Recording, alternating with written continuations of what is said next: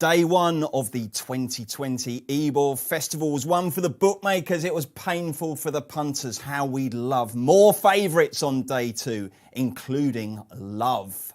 Welcome along to Racing Post Live. I'm Bruce Millington, and Love heads the bill for another brilliant day on the Knavesmire.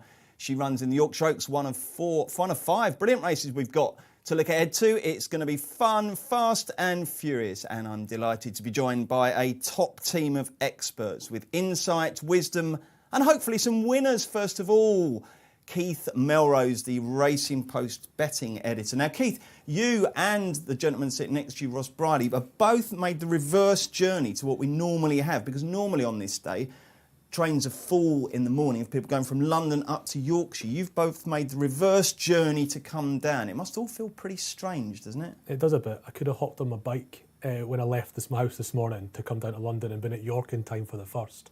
So it's strange to come all the way down here for this. But how did you get on yesterday? It was a quiet day yesterday, punting wise. Didn't have an awful lot going on, but wasn't very good with what I did have on. And now I know at least that Kamiko doesn't stay a mile two. He's going to be a mile horse, and it maybe makes the QE2 even better. Imagine him and Lowther and Palace Pier in that race. That could be a real cracker now. Yeah, it was a brilliant Jubbmonte International. We'll talk a little bit more about that later and get the guys' thoughts on Gaiath. The Edinburgh Fringe Festival's loss is the Racing Post Live's gain, because Ross Brierley, the only racing expert come stand-up comedian, would normally be... Do you tread the boards at the Edinburgh Festival? What do you do? I mean, if you like, that's very... You stand there telling jokes, don't you? That's very regal, that's very grand. Yes. I guess the theatre side of it would be, but... Are you missing... What would you rather was on this year, Royal Ascot or the Edinburgh Festival? If I'm honest, what I've genuinely enjoyed about this year has been the ability to focus back on the racing purely, because for a couple of years, it was, my afternoons were racing, my evenings were comedy, and I was exhausted, quite frankly. It's an astonishing mix. So we'll have to wait for next year for Ross's Mark Johnson monologues or whatever his solo show is going to be. Just very quickly, what is your greatest ever Edinburgh Festival one-liner? The only one that got this genuinely got a single man stood up applauding on his own, is that I would say that people would have a problem with gambling, because my show was about gambling, but sometimes things have surprising positive upsides when people think negatively of them. Smoking's a good example. It kills humans, but it cures mackerel. Wow. Brilliant. There you go. Excellent. Nothing in the studio there. Nothing. Absolutely nothing. Yeah, well, I'm not standing good. up. I'm not Barry, I'd have laughed. Barry loved it. Barry, you need to get up to Edinburgh next year. Make sure you... I mean, Ross will pay you to go to one of his shows if you're going to laugh like that. Barry, or the brilliant Barry Orr from Betfair. It was a struggle yesterday, wasn't it? We're trying to win money all week for the Injured Jockeys Fund. We had a couple of returns, but it was tough going yesterday, wasn't it? Are we going to bounce back today? Yeah, you got to keep the faith, don't you? It's only one little skirmish in a battle that's another 3 days to run. So yeah, I think it's a favourable win behind us today, Bruce. A couple of things we need to clear up. First of all, the ground. You boys both live within, well, not quite spitting distance of York, but close enough. Was the rain pitter-pattering down in your roofs?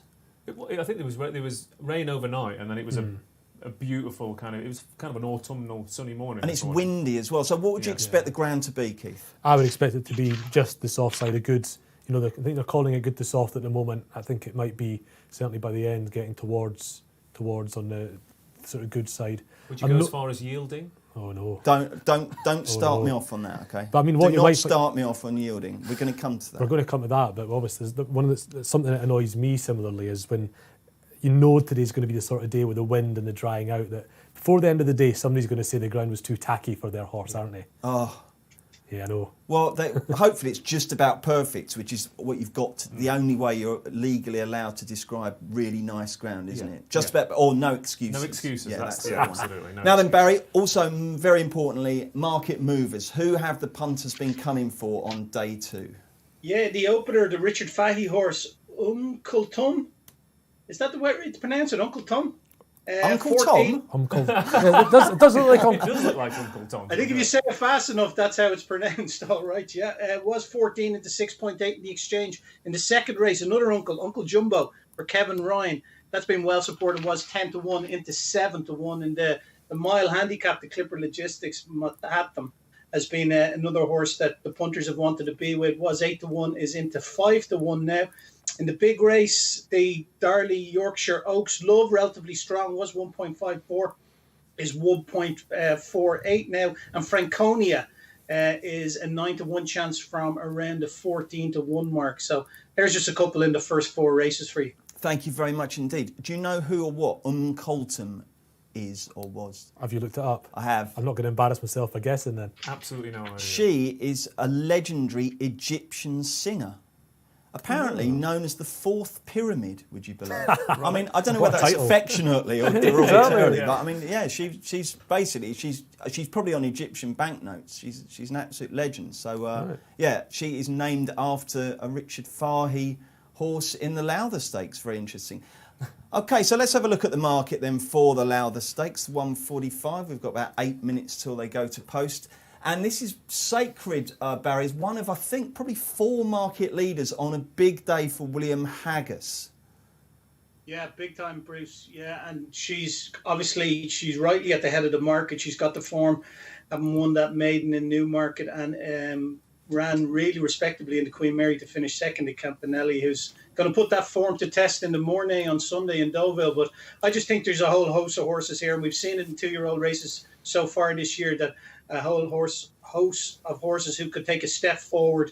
And at the price, I think she's readily opposable. I'm going to take her on. I'm going to lay her just a straight up lay, Bruce, just to show the people how we do it on the Betfair Exchange. So if you just want to select there, I don't mind taking that yet. 305. Actually, it's a little bit shorter than what I even thought I'd have to go. Yeah, I thought I'd have to go around the 9-4 mark to layer, but I'm going to take 50 quid at the backer stake.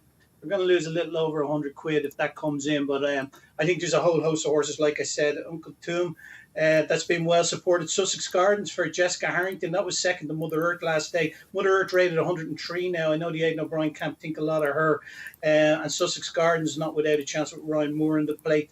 Miss Amulet again, another Irish runner for Ken Condon. He wouldn't be sending that over without a big chance. Hala has a chance on Santosha. So several real contenders in this race. I think the favourite's a ridiculous price, and if she goes under 2-1, I'll be taking her on again. Ridiculous price, Sacred. Well, you can, that view conflicts very much with our friends down at My Racing.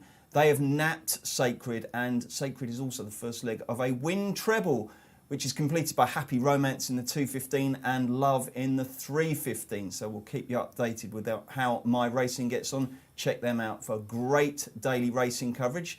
Barry is opposing Sacred. We'll come to you next, Ross. What's your strategy going to be here? Because when you sent your tips over this morning, basically every single horse got a mention one way or the other. This isn't a simple, I'm going to have a tenner on the favourite, is it? I mean, it's York. If you're doing that, then you're lucky to get anywhere, I think. I mean, you were saying about yesterday being a bad day for punters, but, I mean, 4 days at York, if you can emerge with 1, maybe 2 winners, I think you're doing pretty well normally. So. Well, I mean, that's a pessimistic outlook. Oh, well, yeah. But it is tough, isn't it? Yeah, but also the prices I end up backing horses at normally, it's 1 or 2, it normally ends up in a bit of profit, actually. But the thing that, there's a couple of angles here that interested me. I mean, Barry was opposing the favourite. I think very interesting, this horse, by Exceed and Excel, out of a dam who was by the dam side by Blame, so fast ground all over in the favourite's pedigree. Sorry, when you talk to me about pedigrees and I nod back, don't think I know what you're talking about, all right? Because I glaze over. I totally. My son once said to me, he said, "Why do they always go on about what their parents are called?" And I kind of agree with that. But anyway, there's your obvious sires that are clearly Excel on certain conditions. Your Pivotals on soft, your Exceed and Excels on fast, but also. Blame was a dirt runner in America who's all this horse's family basically have excelled on fast ground. And I'm not saying that the horse can't win on this, but we're talking about a 2-1 favourite on completely different conditions to what it's faced so far. The race I like was when Ascot won by Santosha, who recorded a surprisingly good speed figure on debut, then ran an absolute blinder behind Dandala at Newmarket, and was comfortably on top last time out at Ascot. Again, a very, very strong speed figure. And what I like about this race as well is tough, experienced horses, because you often get these lightly raced, impressive one run, one win types, and they come in a race like this and they get beaten up by the market never underestimates them, does it? No. It always falls for them, doesn't it? They always go, wow, that was impressive first time out. This could be anything. And it could be, but there's some horses here who bring a genuine rock solid level of form and are a bit overpriced. And I think they're all in that same race. So Santosha beat Hala Hala and On My Way. You've missed a Hala there. There's 3. Hala Hala Hala. Yeah, sorry. Yeah, that was his dad. His mum, sorry, wasn't it? This is Hala cubed. So I think that race is the key thing. Santosha, Hala Hala Hala and On My Way. Now, On My Way was heavily beaten. There's a much bigger price, but made the run in at Ascot. Those tactics suit a little bit better at York, so I've had to have a bit of a saver on that. But basically, I've just backed those 3 because I think that's the key race. And, you back in those 3 and you're getting decent odds compared to just backing Sacred. I hope you're right. I've gone for Hala Hala Hala there, who fell out the stalls, stayed on well, and has had wind up since. Yep. So I'm kind of hoping that I thought it looked quite a battler, and I just thought at the price. I mean, it's now 15. I can't believe that. That looks a bit of value to me. Keith, one thing I want to ask you before you tell us exactly who you fancy here. Do you find that the haggis horses tend to get a little bit treated with almost too much respect sometimes? I think the thing with haggis is that he is a little bit of the hipster's choice, and I agree with it. But well, I'm one of those hipsters. I'm a massive fan. While we were in lockdown, I wrote a massive piece. I got given a day to write a feature that I could choose, and it was about how William Haggis is pound for pound every bit as good as John Gosden. I'm a big fan. So I think sometimes they are overbet because some people, and as I say, hipster's choice, Haggis is what he is. And that he gets some of them will get overbet for that reason, and Sacred might be one of those. I think she is a bit shorter than she deserves to be here. 2.92. So who are you going to go for, Keith? I thought I saw. I mean, Ross, obviously, there's an option where you can go for all the sort of horses you think are value in the race, and sometimes I will do that. This race, there's one that I think really was, certainly at morning prices, was very, very big. Now is getting on to be a little bit closer to what I think she should be, and that's Miss Amulet. I thought that form last time where she beat Frenetic, and beat Frenetic pretty comfortably, is really quite impressive. We talk about certain horses getting overbet, like haggis horses. The reason Miss Amulet is the price she is, I'm pretty certain if she'd done that on her second start, she'd be about 4-1. But she did it on her 5th. So people just think there's not enough improvement to come and all that sort of carry on. And she is up to 6 furlongs for the first time. Her dam stayed a mile. Her dam went over a mile. I don't think she'll have trouble staying. She's obviously got a really good turn of foot. And Frenetic obviously boosted that form by winning another race at that level next time. So I just think that price is way out of whack, really. And for that reason, she's my sort of one bet in the race. OK, Barry, Sacred got very, very short. You laid her at 3.05, and while the lads were telling us who they fancied, she went right down to 2.9. Did you go in again? Yeah, she was 288. She's back out to 3.1 now to lay. No, I'll leave it now. But interesting what Keith was saying there about Miss Amulet. Like, Frenetic was one time talked about as a Numtor prospect by Ger Lyons. So that is really decent form over 5 furlongs for sure. There's a whole host of horses in here that it'll be no surprise if one of them were to step forward and claim a victory here. OK, runners are going in. There's 14 runners here, so the draw could be a consideration. Did you glean anything yesterday, Ross, that makes you think there's any kind of bias? Oh, I think the interesting thing, for not from yesterday, sorry, but this race is where the pace is. And given that Sacred's drawn high, but the obvious pace angles are low, On My Way and She's So Nice are drawn 3 and 5 there. So far, the 2-year-olds, we don't have that much to go on, but they have been up there and setting that pace. So some of the front 3 in the betting are all drawn high, but there's a slight concern that they're not going to get the pace they need from their boxes. But if the pace is too hot on the low side, won't they benefit from that? I never get the pace angle there. I always find it a bit confusing because I think it can work both ways. People say horses get towed into race. I've never known that. I don't get that. It can make a difference, but I've just noticed here, I've been looking while I've been tapping away, the wind is quite strong behind. Yeah. They're not going to come back. Yeah. Really? Yeah, when it's like that at York. To be fair, they rarely do at York. No, exactly. York's good enough for... So it's a front runner's track? York's a front runner's track on a straight course as it is, and they've got a 15-mile-an-hour tailwind there. Well, I mean, Acclaim the Nation won yesterday, mate. That sprint handicap yesterday, you looked at it and you thought, crikey, there's a few front runners in here, and one of the front runners just kept going and going and going. I think the second horses were drawn. One was drawn 2 and one was 19 though, so it suggested that it's reasonably fair. But it'd be interesting to see horses like Uncle Thumb and Norban, the impressive once raced winners. They came from the clouds at Beverley and Thirst respectively, so they're going to have to. They could do exactly the same thing, but find the front runners not stopping. Well, the last couple are going in, and Uncle Thumb is way out now, out to 12. Any other moves, Barry? Basically, outside of Sacred, the others all seem to have taken a walk. Miss Amulet's quite strong, isn't she? Yeah, she is. Yeah, she's relatively strong now into 10. Sussex Garden is the same, was 13. No, sorry, that's 18 now. That's taking a bit of a walk. I need to put my bins on. Yeah, I'll the tell you what, favourite's strong. Satahi, very strong for Roger Varian, I noticed. That's all the way down to 13 from a much bigger level, isn't it? Yeah, a few quid knocking around for that. All right, Ross Ryan in the plate there. Yeah, any of those would do me really for get off on a winning. You don't care, do you? Satahi was matched at a high at 200, would you believe? Wow, you've got 13 running for you. That's always nice, isn't it? Who's that just playing up there? That's She's So Nice. Any last-minute thoughts, gentlemen? Nuraban is one Paul Keeley put up. I just wonder if you've got a view on that one. I mean, the speed figure was fantastic at Beverley. Really, really good. And this horse is huge, so it's a surprise that it won first time out. Again, drawn 13, though. Second run into the deep end. I think it might find it a little bit warm, but I think it's definitely a horse to keep an eye on. That's another thing you never get. If they are really big, no one ever says he's not the smallest. But you only ever get not the biggest. Last one's in. Let's get ready to rumble for the first day on day 2 of York. They're off and running. Very, very slow start indeed from Santosha. Also, the favourite, not that fantastic. Is there a blip in the market there as a result of that, Barry?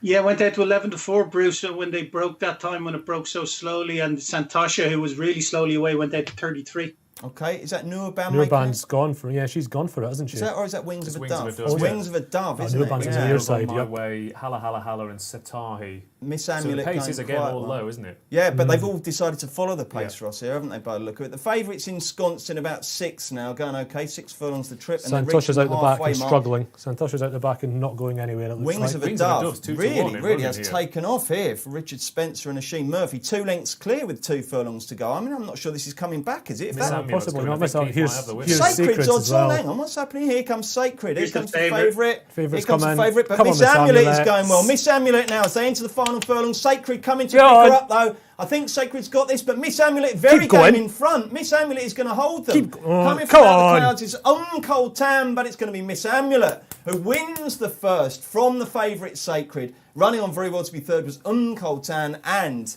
Keith Melrose. Hats off to you, my friend. Thank you. It's That's amazing, good. amazing what you can do in the 28 hour lead, isn't it? Yeah. Are you not going to boast a bit more? No, well, That was a damn dignified man. Very good. yeah, no, I was, as I say, it was one horse that I thought her price was wrong. And, you know, the Nace form, it was how she quickened up to beat Frenetic. I just didn't see, I could, in fact, no, I didn't. I could see exactly why she was the price she was. And it's because of things of her being unfashionable, like having had more runs than most, like her stepping up in trip and being by Sir Prancelot, who's such a speedy sire. But the dam stayed a mile. You know, I think the fact that it was a very speedy 6 has probably helped her out here today. She's travelled through the race very well. And, you know, Sacred's had to come from further back and has never quite got past her. But what you notice there is that they have actually come a long way clear. Those are probably 2 good fillies. Yeah, absolutely. I thought it was decent. Barry, a slight moment or two of anxiety for you there, having laid the favourite, but it was fine in the end, wasn't it?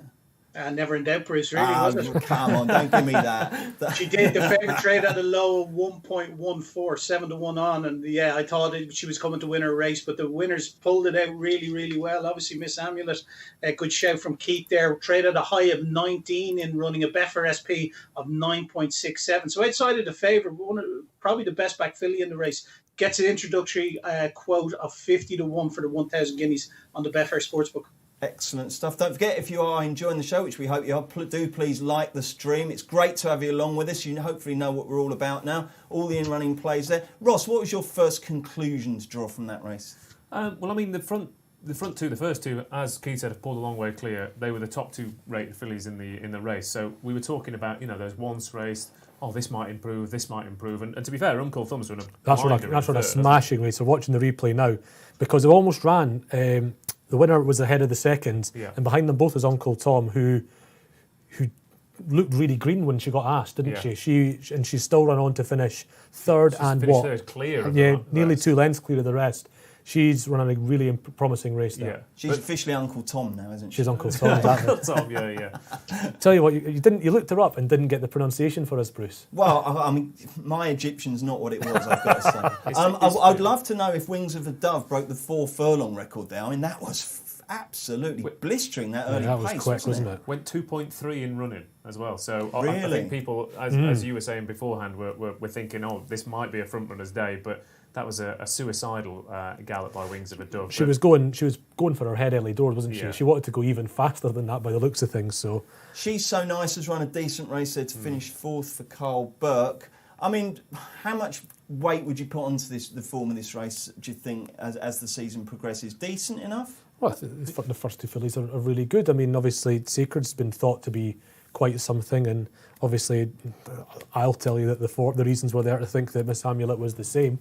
So yeah, it's a longer. What I've noticed this year a lot is that the longer distance 2-year-old races aren't up to speed yet because everything's been delayed. Yeah. So I think it's 6 furlongs. I think that'll be a good performance from those fillies. Well, I mean, you bring Queen Mary form into it, which obviously was, again, the speed figure of that this year was particularly good, and it's worked out. There's been a lot of winners have come out of that race.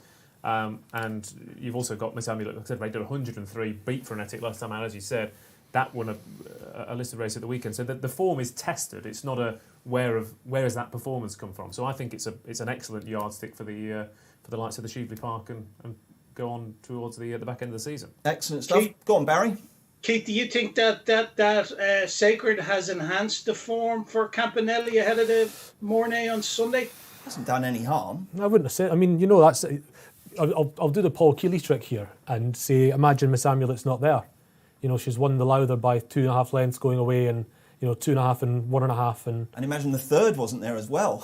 Well, you could, if there's nothing else there, you're gonna. I know, but Two in a race. Yeah, exactly. But no, I think that she ran to an RPR of 104 when she was second in the Queen Mary. I think she's bettered that today. So yes, I think the short answer is she has boosted the form. Excellent. Now then, Keith is the Racing Post betting editor and a great judge in his own right, as you saw there. But he's also got a string of brilliant tipsters, and one of the less heralded tipsters, experts we have in the team is Kevin Morley, who does the big race trends. He does a great job, and he put up Miss Amulet as well. So well played to him. That's in the Racing Post. And by the way, I had an absolute shocking start to my day today.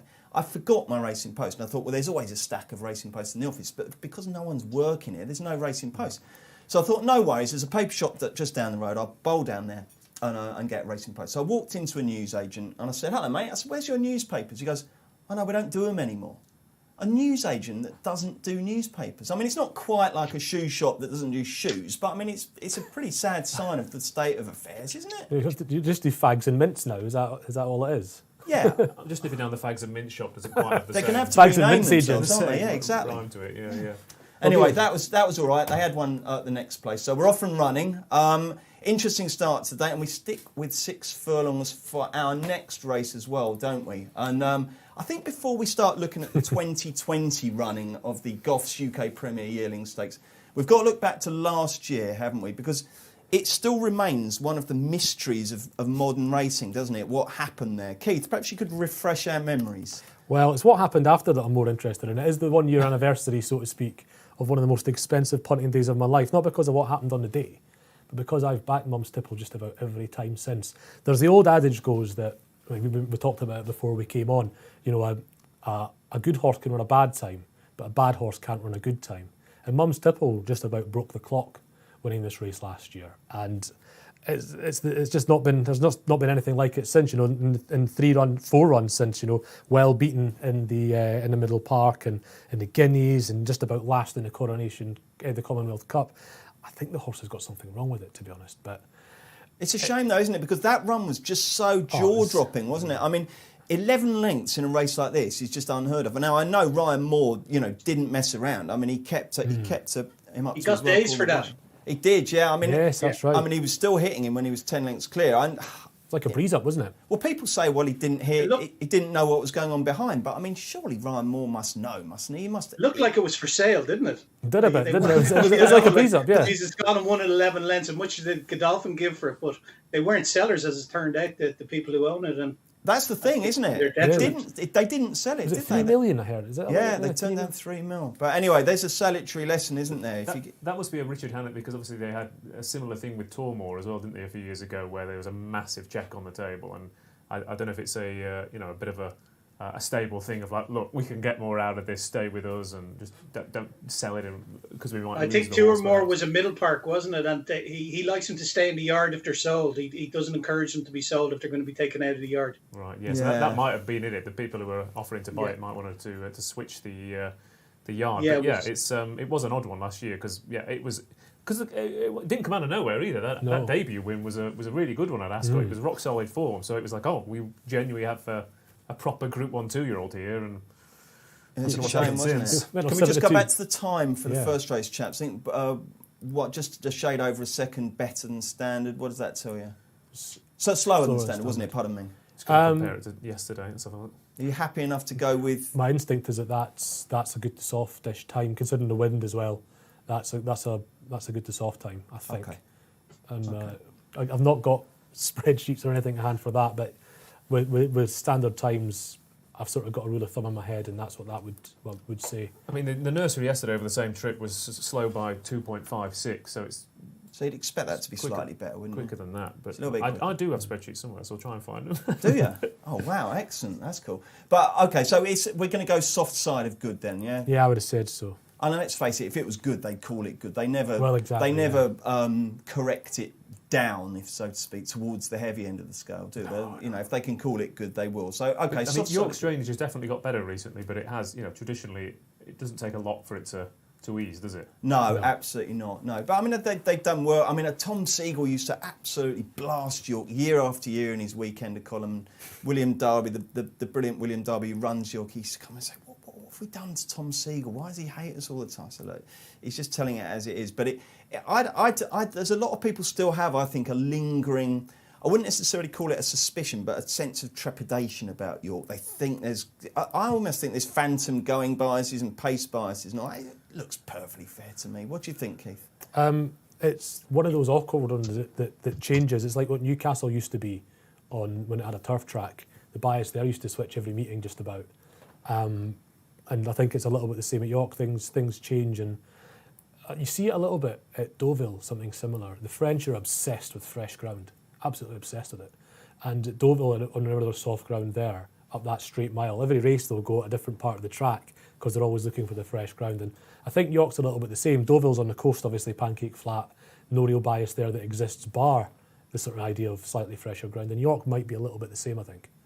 I'm just looking at the times, very similar times, just about looking back at the York meeting so far from this season, very similar time there for a Variety 6-film race on the 25th of July, which was pretty much exactly what they've got for that first race, and that was officially good. So I think we're looking at good ground. Clearly good ground, but with the tailwind. Yes. Oh, that's so probably soft side considering the tailwind. Yeah, I think it's really important, isn't it? Because I mean, we'll look obviously at the Yorkshire Oaks in greater detail after the third, but there is this well-known fact that the 3 times Love has been defeated as when there's been words like soft and yielding in the description. So that is. She's a totally different horse this year, isn't she? I don't know. We'll get to that, but I do think it's an interesting one. If it had gone genuinely soft, I think it would have been a worry. But I think the way Sacred's run there, like I said, that horse has a fast ground action, a fast ground pedigree, and fast ground form, and has run a blinder in second. Okay. So it's certainly not.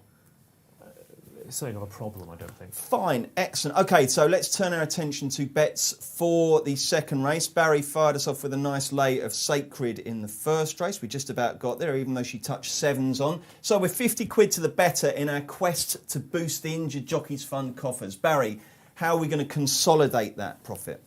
Yeah, another difficult race, Bruce, but there's a horse Jed O'Keefe has here, Out the Hat, that I thought could run well at a decent enough price. If you go into the 4 places market, the standard place terms here are 3 because it's not a handicap, it's a stakes race, albeit even with the 19 runners in it. But if you go into the 4 places, so that's an additional place on the Betfair Sportsbook, and eke out the Hat, who's currently trading about 4.8, is that right? Yep. There's quite a big middle, though. It's 4.8 and 5.9 to lay. So should we try and put our own odds in and wait a little while? We could do that if you're a patient man, Bruce. I'm not. I don't mind taking the price 4.8. But if you want to put in and just tick up to maybe 5 or 5.2. Let's go 5.2. I'm not patient at all, but it's not my money, so I don't care. We're looking to have 50 quid on that. Okay. and that can finish in the first 4 places. And interesting, it's a really hard race, isn't it? Devious Company for Dascombe and King's Cloud. I think that's really good form. His second to Master of the Sea and the Superlative. He's one of the best 2-year-olds I've seen this year, Master of the Sea. Happy Romance, who won one of these races in Newbury. But this Jet O'Keefe horse, you go back and look at his first run in Hamilton, geez, it was green as grass. And he showed a benefit for that over 6 furlongs next time up in Hamilton when he won quite easily. And I think there could be a bit of improvement with him. Not a very fashionable stable, but definitely a horse that's going in the right direction, and one I'm willing to take a chance with at the price. Okay, do you say it's a hard race, Barry? I don't think it's hard at all. I think it's the easiest race of the day. I just think Devious Company wins. I don't. You can't say I don't see dangers because there's 18 of them. But I just think the form's completely different class. 2 superb performances behind probably the best 2-year-olds we've seen so far. The kind of the perceived drawback is that it's back to 6 furlongs rather than 7, but I don't care about that. Keith, I know you always say that you're not particularly going,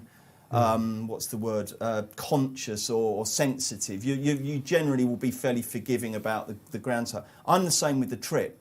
You know, Mo Salah can win over 5,000, 10,000. Juan Torino won the 400, the 800, and you know, slightly less flippantly, horses like Corto could win over 2 and 3. I just think we get very hung up sometimes. Oh, I think that drop in, it's only 10%, 15% less. I just think, you know, they're all galloping at speed. I think Devious Company will come out, and as long as he gets a run, I think he'll win the race. I think it's fairly simple. So that's that one, got no chance. How do you see this one, Ross? I mean, I'm finding it hard to disagree, apart from obviously the obvious fact that you've got a short price in a huge field. But as we saw in that first race, you know, the class really rose to the top, didn't it? The 2 best horses fought it out, despite the fact that there was a huge field and there was potential problems in running. But I really like this Devious Company. The only reason I didn't put him on the email this morning was because of the price. But as you said, he's run against the 2 best horses so far we've seen. Over the 7 furlong trip in very good figures, and the best thing I've got for him is that each speed figure's got gradually better and better. So it doesn't seem like he's peaked. They're obviously going for a payday here today instead of coming up against another potential blot in a group race. So I think it'd be very, very hard to beat. He races with speed. He's not a slogger. He's out there on the pace as well. The track should suit him. I thought he'd be very, very hard to beat. They're not going around a bend, so the chances of trouble are minimised, aren't they? I don't know. I like it sometimes when I see a favourite and just think, well, it's miles clear on ratings. Is there going to be is there a really weird underfoot conditions that are going to hamper him? No. I just can't see a negative. Keith, can you? He's found one. Well, I don't find one. I really like Happy Romance in this race. I'm a big fan of horses that have done it under similar-ish conditions, if not exactly the same, especially with big fields and all the like, and when you're talking about 2-year-olds. And, you know, this filly won the Super Sprint last time and won it on her ear, basically, from a horse that, you know, the rest of them weren't. She's run to 91 in winning that race on RPRs. She won doing handsprings. She could have run to £6 higher than that on the day. But what has come out since has shown that it's up to scratch for a Super Sprint sort of thing. With Devious Company, he's so likeable, and I do love those 2 horses that he's been second to. I do think those are the 2 best juveniles we've actually seen this year so far, probably. Did you see the time figure was good at Goodwood? Yeah, I got a good figure for Goodwood. Right. It looked like it was. Let's have a look.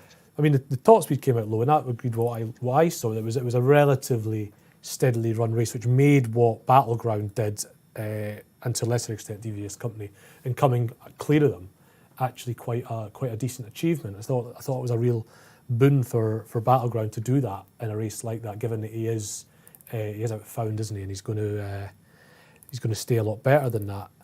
Devious Company, I think he's a horse that his big day is going to be in a small field group race. I don't think it's going to be in a race like this. He is a horse that gets out near the front and he scraps and he battles and he doesn't change pace particularly, but he stays really well. And I get why they've been discouraged from group races by how he's done the last twice. You know, he literally bumped into one the last twice.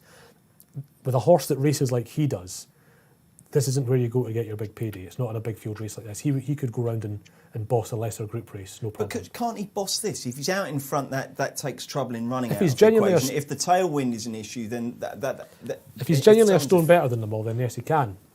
Is he genuinely a stone better than the rest of them? And he might be, but he's 13-8, and I'm just not interested in that price with a horse like him. So you're going with Happy Romance. We didn't actually find out who your official tips are, Ross. Well, I mean, we've got 5 places on here as well, and again, there are a lot of runners, but as you said, you can really start to sort out the wheat from the chaff in this. And there was a couple of horses at bigger prices. One was Kraken Power, who, if you watch that Battleground race back, had an absolute nightmare run, drawn low, stuck down the inside rail.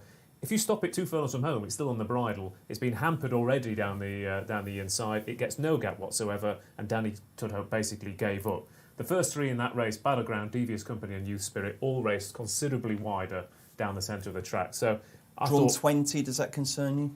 I mean, from hopefully Jamie Gormley, it's a hold-up horse. He will switch it off, like they did with Sacred in the first race, and get some cover. I think being switched off with some cover is a bonus. The pace is a bit more evenly spread from what we've seen so far in this race as compared to the first one. So slightly concerning, obviously, given what we see in the first, but not as much as that. But the other one I thought was very interesting is drawn on the other side. So again, splitting it, and that's Fool's Rush In, who's the other Dascombe horse, who was a bit unlucky, I thought, last time out when getting stopped at its run. It was only a small field at Chester, but didn't get the run it needed behind Mystery Smiles, who goes for the Gimcrack tomorrow. And I thought Fool's Rush In was a little bit interested on that, because that red car run was a step forward. He has to take his form to another level, admittedly, against the horses who've been proven. But he's not a once-raced flash in the pan. He's getting gradually better and better with each run. So with 5 places on offer, they're big prices. I think the favourite will be hard to beat, but I don't know what they are. 5 places, I can have a look. In these sales races as well, Ross, I don't know whether it's a reality or a perception, but you can. I know we've had really massive boilovers, haven't we? You can get. I think there was a 33-1 winner of this a couple of years ago. You for whatever reason, you can get some shocks, can't you? You can. I mean, if you actually look at the last 10 years of this, though, the winning trainers are Hannon, Fahy, Hannon, Haggis, Ryan, Fahy. So it's very. You look at them and you think, oh, everyone's having a crack, but the best trainers are coming out on top.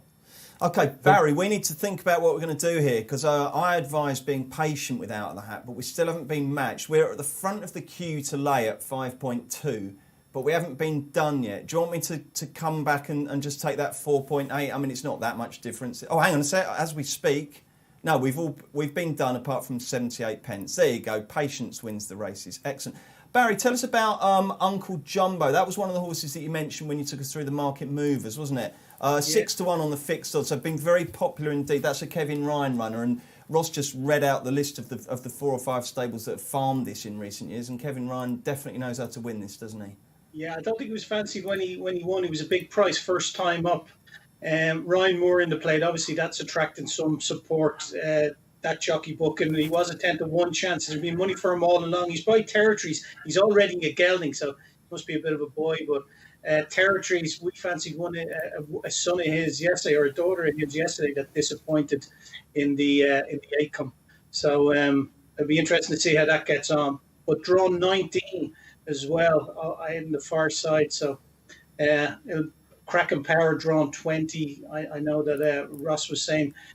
He's a hold-up horse, Ross, is he? Is there going to be pace up that side? Yeah. He likes to be switched off. In terms of pace for this, I think.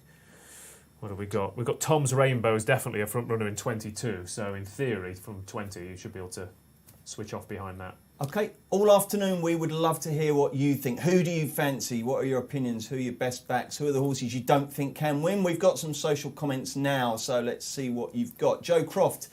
Pinocchio, for me, had to come from 10 lengths back in the super sprint. Okay, thank you very much indeed, Joe. And Hayley Pritchard said Brazen Prince, 100-1 each way. Blimey, O'Reilly, Hayley going for it. We haven't talked about Pinocchio. Can he get his nose in front? Oh, I knew it was coming.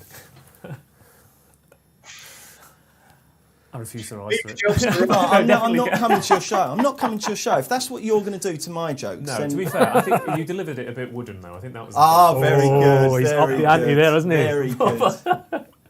But you're the presenter, I'm the puppet, so... I think we've milked this one. Can it win? Can it win? Yeah. Yeah, absolutely. Yeah. I mean, the lengths it made up in the super sprint. I mean, again, the figure at Hamilton was really, really strong, and that race threw up winner after winner. No word of a lie. No, no word of a lie, honestly. So, Keith. No, I'm not. No, I'm not we've getting done involved. that. I'm not We've getting done involved. that. Yeah, you've Pinocchio milked it jokes. dry before I've got there. I've been sitting for about 3 minutes trying to say something really boring and relatively to all this Pinocchio chat. we talked about all the yards that have won this race. Obviously, all yards that can produce a lot of good 2-year-olds. They're all massive strings as well. Like Hannon, Fahey, Haggis, Ryan. They all have massive strings. They send out loads of horses. Strings. No, sorry. Oh, it was I right walked there in over front of you. I walked straight over it. Swine. Sorry, was there a serious point there? Or Yeah, no, it's just I don't. Maybe it's totally coincidence, but it could be something that they're going to be used to racing with training and galloping with more horses. You get used to the scenarios where they end up in these big field races, and they go, 20 horses round me, no sweat. There's 200 boxes in my yard.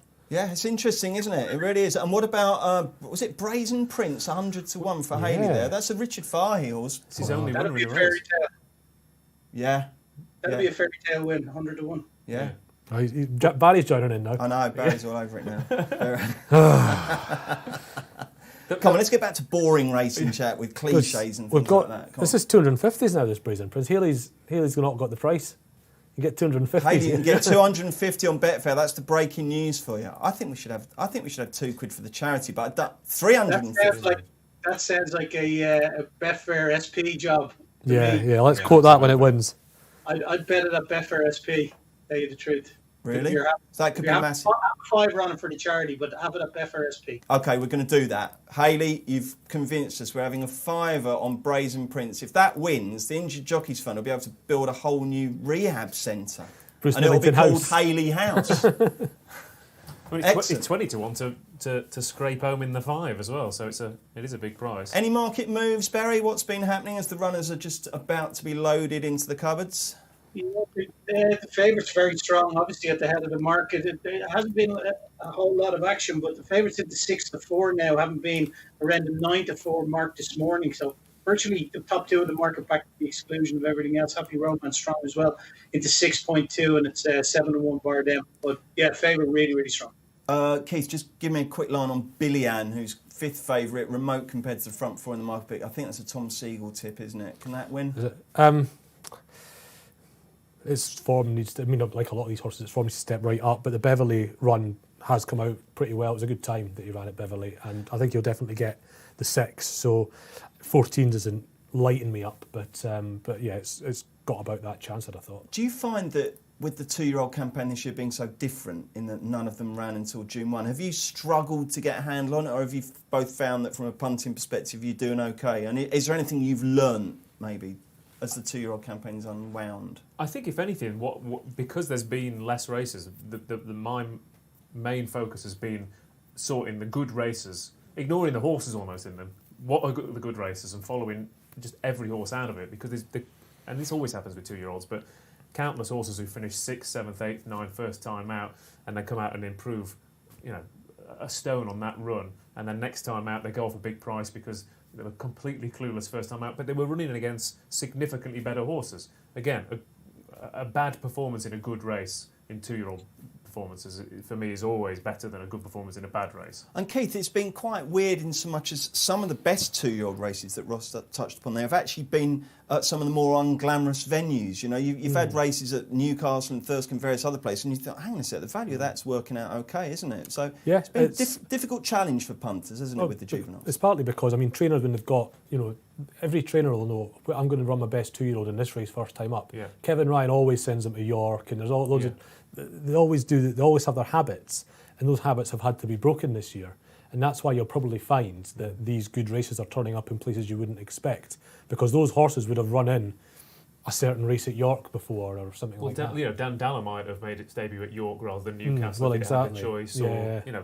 Or, we were talking about Santosha, who obviously disappointed in the first race, but she was a group winner at Ascot after making her debut on the Lingfield turf course. And like you said, once the options are constricted, you're thinking, well, this horse is going to have to run in a different place, and it's probably, like you said, it's upgraded the genuine quality of some normally lesser lights. Well, what I've said as well, not relevant to this race because it's 6, but over 7 and any races beyond that is 2-year-olds. I think those races are still warming up. Yeah. You know, there's so I think there's only one, or the good horses are really standing out in those 7 furlong races at the moment because people just aren't getting those 7 furlong horses ready yet for these races that by now these horses would be ready. They're still a little bit raw. The loading, I think we're about halfway through the loading process. I think they've gone back to extra stalls handlers this week, haven't they? I think William Darby applied to allow the limit on horses, or the maximum number of handlers to go up from 2 to 4, although I think that might have been rejected looking at this because it's still 2s. I'll tell you what, that's cracking. I know that everyone does, pile praise on our stalls handlers, but they do. The circumstances here are really difficult, aren't they? They're just working with less manpower, and arguably they didn't have much in the first place. They do an unbelievable job, don't they? They really, really do. I mean, if there's one thing in racing I wouldn't want to be, it's a stalls handler. I mean, people do praise it because in general it's a thankless task. It's one of those classic things that when it goes wrong, everyone notices you, and when it goes right, they shouldn't even. They don't even know you've done your job. But can you imagine the pressure they must feel when they've got all the jockeys getting impatient, come on, get them in. And then when they see a horse misbehave, there was a jockey got fired out the back door yesterday during the loading process, and I saw 3 of them run straight into the box to try and calm the horse down. They're just brave, aren't they? Just unbelievable people. I think, my first instinct would be like, I'm all right, thanks. Yeah, exactly. Yeah, no, you're right. Just let him run away. We once sent Steve Dennis, who's one of our best writers, a beautiful writer, to go down and spend a day with the stalls handlers, and it was a fascinating piece. There is so much to that. I mean, the only reason I mention is that I always regret that I spend far too much of my life watching horses being loaded into starting stalls. It's one of those things, when on the radio when they say, "Oh, you sleep for 39 years and you eat for all that." They're almost in anyway. So here we go for the Goffs UK Premier Yearling Stakes over 6 furlongs. Can Devious Company land a short price? He's missed the kick. Has he? Badly? He's very slowly away. He's been scrubbed along. Oh my goodness me, look at this. 6.6, Barry. The favourite has taken a massive walk. It's double figures. 1 chance, yeah. Yeah, Ryan, Uncle Jumbo. No, it's not quite got to the front. Out the hat, Barry's pick is the front runner straight out the boxes. That's going to be a big problem for Devious Company because he needs to make the running, doesn't he? He's an absolute million now. He can't win. Rebel at Dawn's taking the lead now. Okay, who's this down the near side, the grey? That's Uncle Jumbo. Oh yeah, Uncle Jumbo going well. Yeah, favourite's not going to get back into this, I don't think. Although the market suggests he might. 4.6. Who's this down the near side? Is that Rebel at Dawn going well with the cheap Rebel at Dawn's pieces still on? travelling, yeah. Happy Romance is Rebel at Dawn. Who's that on the far side with the stripes? Happy Romance. Is that on the far side? Is that? Happy Romance. Come on out the hat for Barry. Who's taking this up now? Happy Romance. This is Keith. It's done, is it? Keith again. I tell you what though. Well done, Keith. Happy Romance, 2 lengths clear. Yeah, Devious Company's coming. Devious Company's run a ridiculous race. It's going to be I want to say second best. Oh, Jesus. That's absolutely outrageous how well he's run. But Barry, out of the hat, we take our hat off to you there. That was a fantastic shout. I think you finished 3rd. But Keith, you are the man so far. 2 from 2. Well played, my friend. I might have backed the second best horse in both races. Possibly, but that doesn't matter, mate. You still get paid out in full. There are no pictures on scorecards, as they say. Interesting race that, Ross, wasn't it? I mean, goodness me, the favourite was done for, but I've got to say this, how far would he have won if he'd come away? Well, I mean, Happy Romance, to be fair, as we talk about this, we talked about in the Super Sprint, Tanocchio, very unlucky, missed the kick, ran on, how far would it won? Happy Romance won the Super Sprint.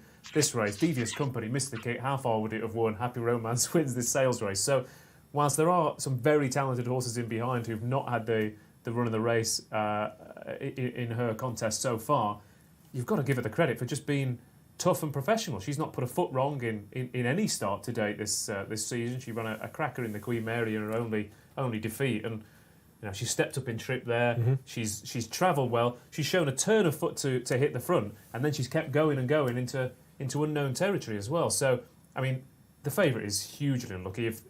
If Devious Company gets out on terms, yeah, he's the best horse in the race, and he wins. But he didn't get out on terms. No, so that's the big thing. What I'm noticing here, you look at the 3rd, 4th, and 5th are in the front early on.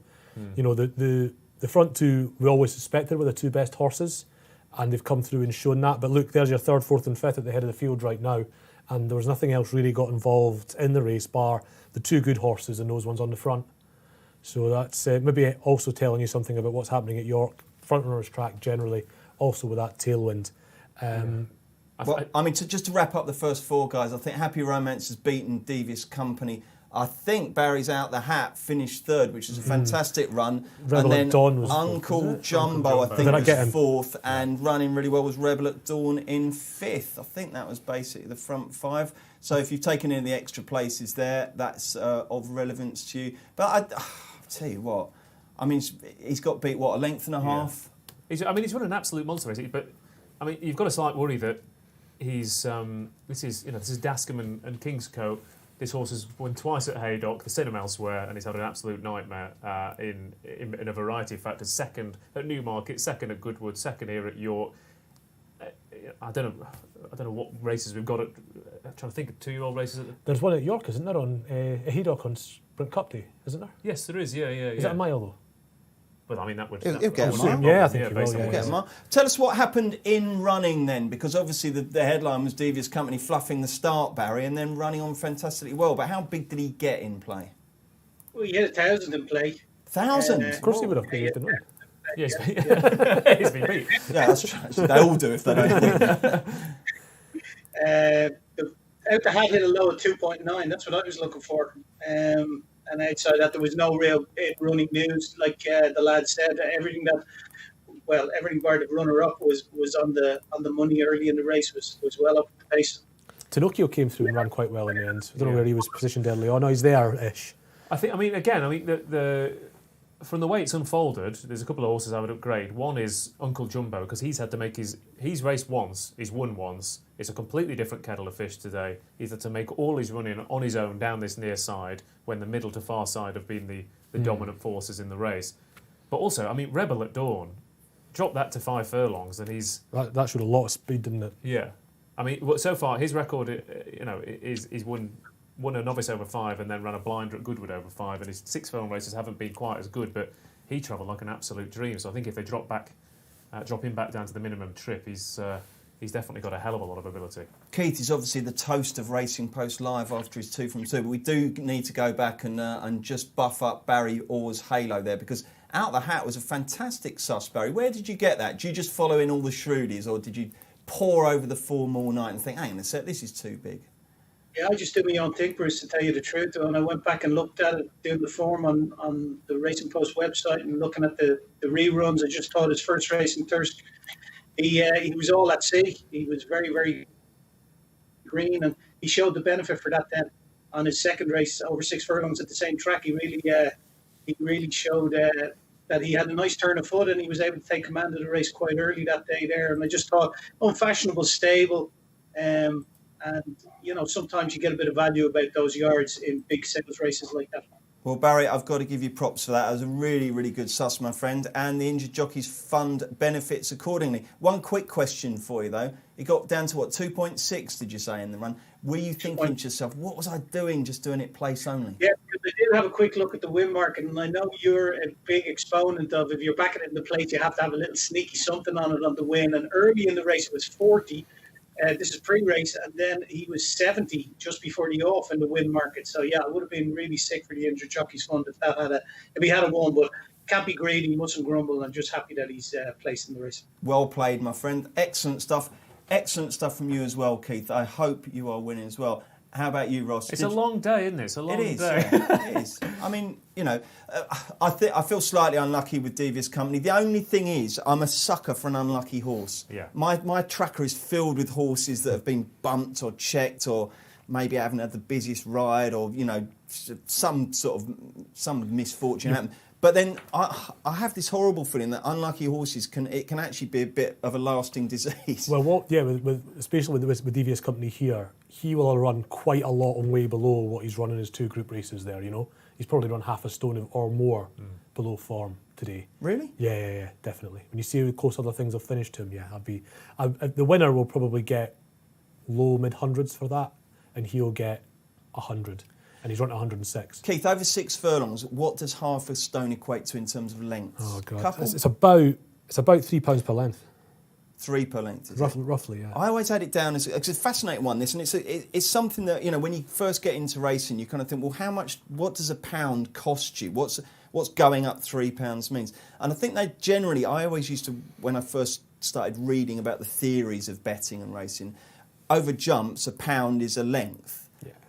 But obviously the trouble is some jumps races are 2 miles and some are 4 miles, so that can't be right. And then I was always told that it comes down to £4 being a length in a 5 furlong sprint. Is that roughly how you calibrate it, chaps? The £4 per length over 5 is seen as maybe a touch on the high side these days. Whereas, but it's as a rule of thumb, it's not too bad a one there. It's more like 3.7. But 3.7 I think the 3.5, 3.7 that the RPR guys use. What do you have it in for, Ross? I don't you bother with all that stuff. Well, with weight, no, I just go on my figures, on the speed figures again. So it's. Yeah, but there has to be some kind of, you know, equation, doesn't there? If I'm honest with you, it's been so long since I've altered the equation that I can't remember what it is. You're happy with it? I can tell you what it. I'll find it out somewhere. The BHA use £2 per length at a mile and work around that. Okay. It's interesting stuff, that, isn't it? Because, I mean, you know, if you're coming into it, those are the important basics that you do need to be aware of, for sure. Yeah, absolutely. And with these sales races, we saw it with even though, Happy Romance had won the Super Sprint, and you think, oh, that's the big race on that Saturday. You know, that must be a big performance. It was 91 because of, you know, partly because of the weight she carries, because of the way the Super Sprint's set up, and partly because these big sales races, you talked about before how there's often a big rag gets in the frame. That usually limits what handicappers do with the race. They try not to rate the rag like a pattern horse a lot of the time. So they often come out with quite low figures, which is why Mum's Tipple last year stood out a little bit, because he ran a massive figure in one of those races. It doesn't happen all that often. I think the last one would have been Tiggy Wiggy, or was it Tiggy Wiggy? Yeah, Tiggy Wiggy, yeah. She ran a massive one winning the Super Sprint one year, and that would have been the last massive figure from a sales race, I think. Yeah. Absolutely. Now, Barry, we have now had, I think, 9 races at the 2020 Ebor Festival and only one winning favourite, which was, of course, was Gaiath yesterday. 2 favourites have got ironed out so far, both finished a narrow second. This is very much a bookies meeting thus far, isn't it?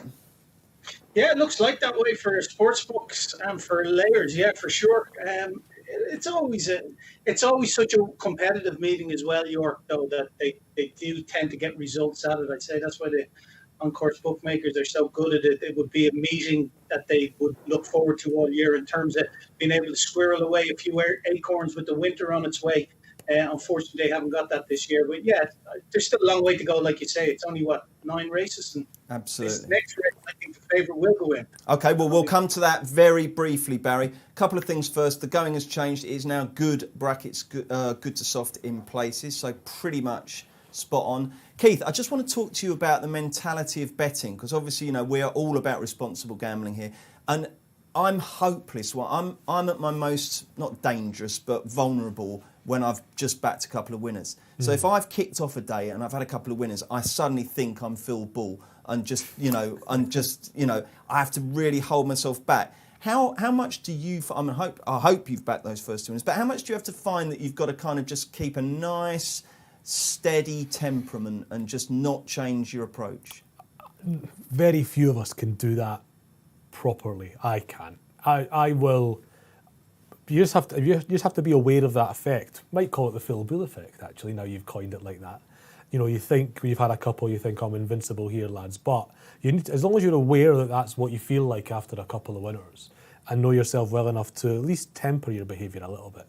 I probably will, for the rest of the day, back a couple of more horses than I probably should, but it'll only be that. You know, I might just have an extra bet or 2 that I probably wouldn't have had and maybe shouldn't have had, or should have had. So you just have to try and keep a lid on it. You know, we're all going to get a little bit excited when we have a winner or 2, but it's all about self-awareness and knowing yourself and knowing not to go daft with it. Basically. But it's a really important point, isn't it, Ross? Because, you know, we always think of vulnerable gamblers or gamblers who can get themselves in trouble as people who are backing loser after loser. But, you know, it can work the other way, and you can turn a winning position into a losing one just like that, can't you, if you're not careful? Well, absolutely. And you know, staking is a huge thing. And like Keith said, you can get overconfident. And I remember they did a fascinating study on stock market traders a few years ago and measured their testosterone levels.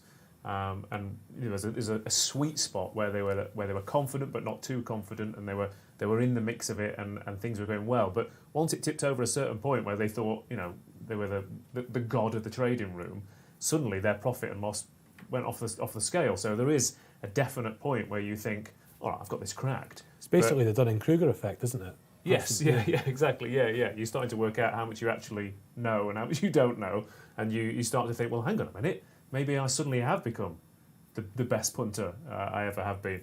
In terms of what you... I've just noticed, by the way, talking about Keith's just unbuttoned one of his shirt buttons. I don't know if that's linked to his testosterone levels. That's it, yeah. Well, he's I'm not one of those hyper-modern lads that does the top button off. Yeah. Come on, chaps. As long as he leaves his jeans pants, we're all right.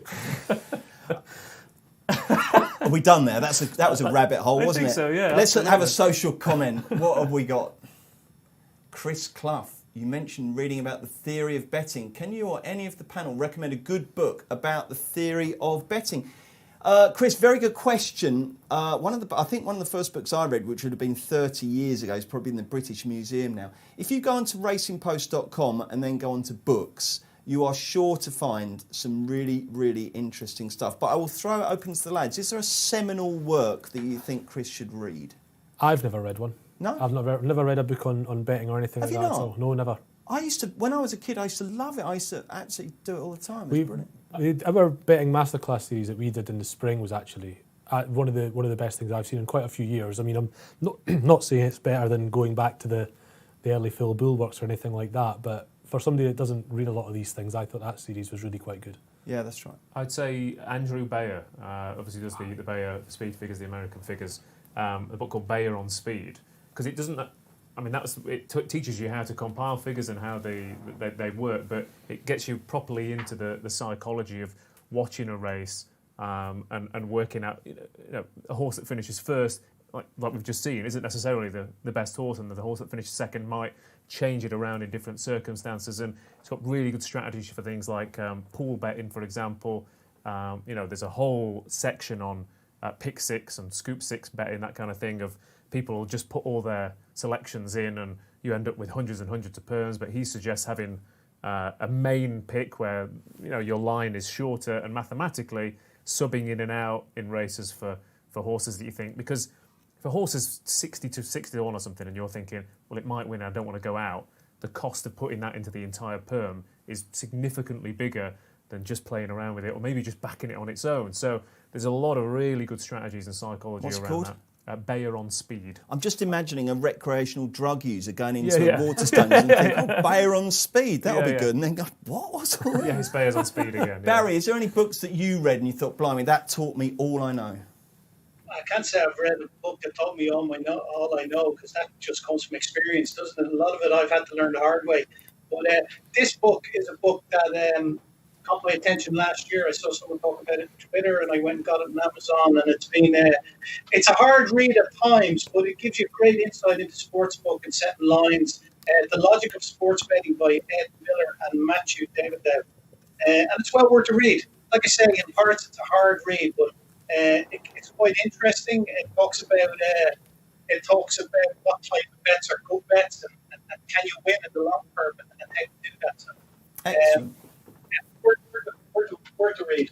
Thank you, Barry. There is one book, actually, Chris, that I remember. The Racing Post did a series of books called The Ultimate Guide to Betting. And obviously there's one called Betting on Horses. There's one called Sport, which I edited. There was, I think, a poker one as well. They're really, really good as well. So hopefully if you go onto racingpost.com, shop, you will find something you're looking for. Thanks very much for your question. Don't forget, keep your shouts coming in. Right then, third race of the day is the 2:45. It's the Clipper Logistics Handicap over a mile. Really, really hot race. Really, really interesting race. Let's have a butcher's hook at the market. Top Rank is the favourite, and like I say, we have had a hard time recently if we've been backing favourites so far, but Top Rank is being seen by many people as the group horse in a handicap. Am I allowed to say that without saying the proverbial? I think I can, but anyway, That's he on is the bingo that. card. Yes, yeah, exactly. He is that. Barry, he's not exactly solid, is he? Maybe a reflection of the fact that favourite backers have had such a rough time so far at this festival, but he's actually out to 5, I think, isn't he? 4-1. Yeah, he was when this market first went up. He was around a 3-1 chance, a little over 3-1. He was 7-2 this morning. Yeah, he's on the slide a little bit. I wouldn't really let that put me off. I suppose what it could be is that he's had such massive gaps between his races to date that this is relatively. He's gone back to the well relatively quickly in just 22 days. So. He may be a horse that had his problems, although I didn't read it anywhere from the trainer to say that he had problems, and that's what's held him up. But Jenny, he couldn't have been any more impressive in Thirsk. I actually laid him that day in Thirsk, just off the back of it. He was nearly a year off, and I just thought there was a couple of horses seemed fancied in the race according to the exchange market that day. There was money knocking around for other horses against him. Absolutely slooshed in. He couldn't have done it any easier. He got £12 for that. He was rated 91, so he's rated 103 now, and I think it's probably still a workable mark for him. He does fit into that bracket, could be anything. The rest of them are all really well exposed at this stage of the season, and one of the most exposed, a lot of them on it, and he's the one that's been so well supported out of all the horses in the race, and it's probably going to challenge for favouritism in the next couple of minutes if the market keeps heading in that direction. So I'm going to stick with Top Rank anyway, and I'm just going to back him to win. We can have our 50 quid on him to win. I'm happy to take the price, which is 5. So that'd be a 200 quid profit for Shitty. No messing, bet matched. You're going for Top Rank, Barry. I must admit, I agree. I think Top Rank is the likeliest winner. And if I'd known he was going to be as big as he is, I probably would have put him up as my official tip. I'm going to go for a horse who's been in my tracker for quite a while, and I like him. He's Uzo from the winning yard from the previous race. Richard Hannon says in his quotes in the Racing Post today that the handicap has got him where he wants him, but that doesn't mean he can't win. The handicapper isn't trying to make him not win. He's just trying to put him in a fair price. And he has been gelded since his last run. He's a tough, consistent horse. I think he'll like the hustle and bustle of this race. So I'm going to take Uzo at a bigger price, but I do think Top Rank is the likeliest winner. Ross Brierley, who are you going to go for? I've gone for a couple of bigger prices here because this race always goes to a horse who switches out and rattles down the centre of the track because it's a big field. They often hug that far side rail, and the horses on the far side often get in each other's way. It's a bit of a nightmare. High drawn horses do particularly well, and if you watch back the replays of the low drawn horses that have won this race, your Firmaments and your Flaming Spears, they were given great rides to be switched off, and then they challenged widest of all. So I think that's a crucial thing. Obviously, a wide draw gives you more choices in that regard. And I thought there were a couple of big prices drawn wide who were a bit interesting, and they're What's the Story and Kazar. Now, What's the Story has clearly been plotted up for this race again this year. He won it last year off a mark of 103. He ran a really nice race behind Sinjari in the John Smiths, finishing 8th. But I just thought he was 66-1 in a big race. I thought, we're going to go for the race we want to go for. They sent him to the front at Newcastle last time out, which is never what you want to do on the round course, but no one took him on. And I think Danny Tudhope thought, oh, crikey, I've got an easy lead here. Actually ran quite well to finish 3rd. But this is perfect for him. Drawn 18, he loves the track, and he'll be coming home late. I've backed Kazar a few times. I've given up on him. Go on. Well, get me back in love. I mean, he's a nightmare, isn't he? He's an all or nothing kind of performer. Sometimes he runs a race like he did at Sandown behind Montafon, where you think, where has that come from? You've not looked like anything we've seen of you all season. But on slightly softer ground, his form is pretty good. And this race last year, he was sent off favourite coming into it off the back of a winning run. But he was drawn 1, and everything again came wide and down the middle. And he was stuck down the inside. Drawn 15, and he is that kind of horse that he can throw in a stinker, but then look an absolute world beater next time out, as he did at Haydock. But you actually quite like that, because at least you know he has got the scope to be a world beater. Yeah. It might be that he has one of his bad days, but if he's on a good day, you've got a huge price there. So your two tips are Kazar is 55 on Betfair as we speak, and What's the Story is 36. Very exotic. Well, I mean, and also, again, this we've seen in the first 2 races, I mean, they're 2-year-old races, very different, but they've gone to the horses who've genuinely shown rock-solid ability and form. And this is one of those races as well. It goes to horses carrying weight, who have shown their hand in these big field handicaps. And Top Rank's a lovely horse, but this is a new level for him, isn't it? He's having to go up to a genuine festival-style handicap. I mean, at Thirsk last time out, he was the best horse in the race by a mile, and he got a perfect ride. And clearly, he could be a group horse in handicap. But, the hustle and bustle of these races really, they do bring out the horses like the Kazars and the What's the Stories who are used to it. OK. Dave Orton, who normally sits in this chair, texted me last night. He's out somewhere exotic, spending his winnings from that Gary Moore horse he backed at Glorious Goodwood. He said Top Rank is a man amongst boys. So there you go. If you're a Dave Orton disciple, you'll be on the favourite. Who will you be on, Keith Melrose? I probably will at these prices now have something on Top Rank because that price is bigger than I was expecting. The horse I'd put up this morning was Chilier, for all the reasons Ross didn't mention. He's a hold-up, but he's a hold-up horse drawn 1 now, and with the way the races are panning out today, with the way the wind's sort of blowing and all that as well, there is a possibility he just gets mullered again. Might put the cue back. I've already backed him a bit each way. I'll put the cue back in the rack and let that ride sort of thing, because I just feel that since he's joined Amara this year, he was 5th in the Buckingham Palace and he's not really got a run since. He keeps finding trouble. He might do the same again here. But I have backed him each way. I do think there's a decent enough handicap with his name on it. But I wasn't expecting to see Top Rank go off. I expected to see him get backed, to be honest. If he'd run in a Group 3 this time instead of a listed race, I think he'd have gone off favourite anyway. I think he just had that about him when he won at Thirsk, and he did it on the bridle. Barry's concern about the quick turnaround is a legit one. He's run 4 times in his life and never had less than about 4 months off. We've seen Gaiath sort of show that it is possible to overcome that. In time, yeah, absolutely. Ross, we better talk about Montahan because he's been really smashed up, hasn't he, Barry? Yeah, Royal Hunt Cup winner. Like I said, I think he's exposed at this stage. I don't know whether there's much fat in his handicap mark, but he has... he's into a 4-1 chance now, but the money's come for the favourite as well, it has to be said. I thought Montahan was going to challenge him for favouritism at one stage, but Montahan backed at a high of 9.8 in the exchange. So for money, Montahan favourite, but in the actual betting itself, Top Rank still heading the market at around 3-1. In terms of the shape of the market, Top Rank favourite, but there's 3 horses that are really lined up to be the likeliest ones to topple the favourite if he is to be toppled. That's Montahan, who we talked about, Prompting, who's obviously in a decent form, and Sabuska, who's very interesting under Oisin Murphy. Which of those 3 would you prefer, do you think, Keith? Well, one of the things about this race was that the top 4 are all massively interesting and would go a favourite for a heritage handicap and others if they were the only one of the 4 in there. The way Prompting won that Goodwood race, and he got £6 for it as well, to win a really good handicap like that, like he did, and get £6. He is going to win again off 95. It might not be this race because this race might just be a bit too competitive, but he has still got a handicap in him off 95. I'd be very scared of him. I thought the interesting thing was, again, looking back at the winners of this race, is they're often exposed top-weighted horses. The 2 years that didn't happen, they were both trained by David O'Mara, sneaking in off a low weight. So, he is a trainer who can really target these decent handicaps with lightly rated types.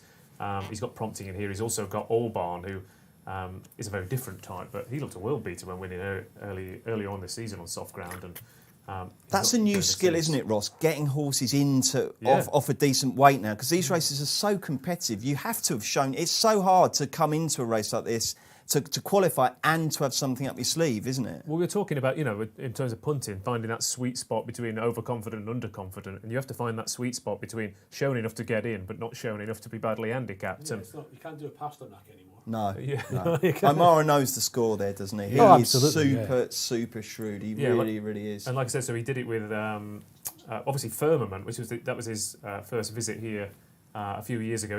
He was off 8 stone 13, and also Montra, who was a more exposed type, but he was 8 stone 10. So they're the only 2 that have carried under 9 stone over the past few years, and it tends to go to ones who've shown their hand a bit more. But David O'Mara is a bit of a master with these types. Absolutely. We've seen plenty of Sabuska this season, and he's, I think, currently 4th favourite. He is the first leg of the My Racing each way double. You've got Sabuska here, and you've got Alba Flora in the 345, if you want to follow in those shrewd guys down at My Racing. The runners are down at the start there. It's a nice day, isn't it? It looks lovely. I mean, the weather forecast has been weird because I looked at the weather this morning and the wind speed numbers, particularly to the west of the country, were almost in 3 figures. It was extraordinary. But we're not covering, obviously, but we've got Leopardstown on the same channel, and that looked absolutely insane. Blowing a gale there, yeah. They looked like they were running in heavy ground at Exeter in January. They were coming home at half speed, it looked incredibly windy. But I think in the east of the country, I don't think the wind is anything like as ferocious. I'm trying to see if anyone's got a hat on. Obviously, people aren't in their usual pomp and finery as they would be for this meeting. But down at the start, there's a few people. I mean, that's common ground over there, isn't it? It's public land there, so people have wandered over. There's some people with their bikes, and they're just going down there to taste the action, and how nice that is. And I wrote something in my column today, we really do need to get racegoers back into racecourses now, don't we? I mean, it's outside. I think we know a lot more about where we are in terms of the virus. I would love to... I can't see why now we can't get 500 in and then give that a week and get 1,000 in. What do you think, guys? Yeah, close off certain parts of the track, make it sure that you're not going to... I mean, the problem with York on an Ebor meeting is... I wouldn't like to be at a normal Ebor meeting at the current moment, put it that way, where you're trying to squeeze past 500 people just to go for a wee. So it's, you know... And having to wear a cravat and a monocle well, as well. Will they relax the tie rule during I think the global do, pandemic? Keith, which card that's taken place since the restrictions are coming in, have you thought, do you know what, that's the one I really would love to have been at? I mean, mine's Glorious Goodwood. I miss Royal Ascot massively. I miss Epsom, but I really did miss Glorious Goodwood. I've never done Goodwood, you see. Oh, haven't you? No, I've never done it. Oh, my goodness. Got to. I mean, the Eclipse is one of my favourite races, and I love going to Sandown. It's a track I've been to quite a lot. How about you, Ross? Which is the one that's really made you think? I mean, again, the internet yesterday, first day of the Ebor meeting is usually an absolute cracker, isn't it? So, I mean, again, it's such a great journey.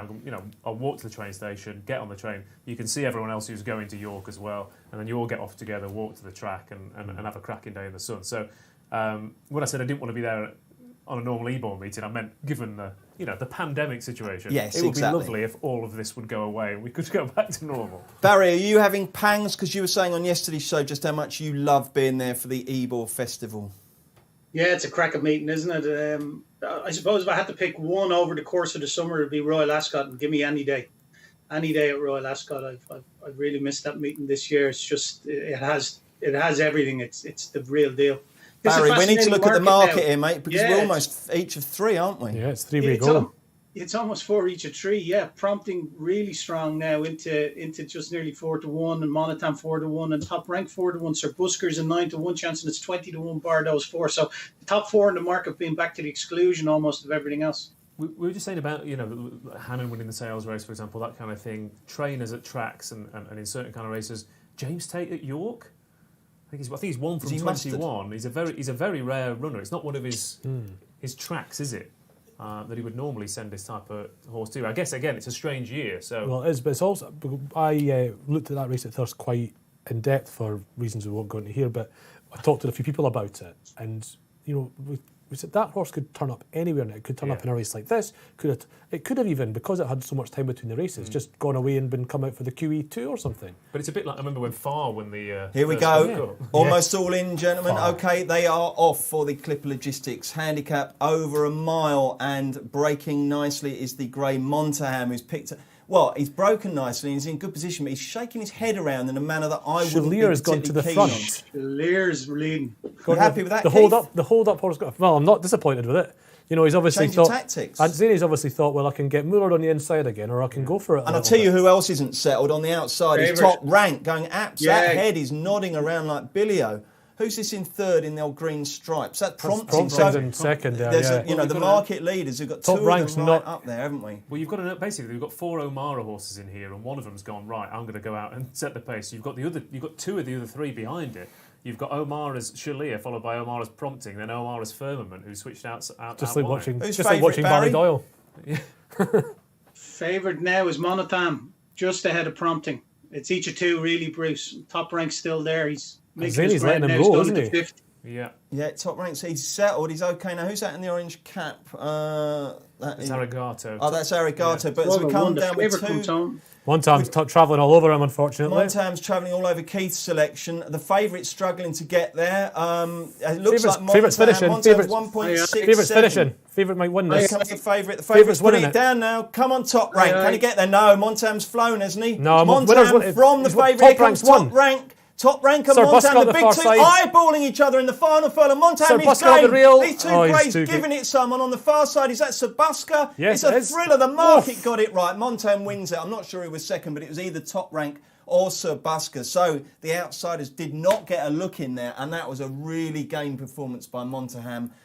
He's followed up on his big win at Royal Ascot, and I mean, he had to cling on there, didn't he? But it was funny because him and Top Rank, neither of them settled. And as we said on yesterday's show, if you do that generally, it's absolute curtains. Sabusker's run an absolute blinder. He made a beeline for side. the far side, didn't he? Yeah, Just almost went for got it. there. Yeah. Who's that in fourth place? Prompting. That's Prompting. So look, it's the front four in the market, the front four at the finish. We did say, didn't we, that those horses would have got a favourite for any race like this had they been the only one of the four in there.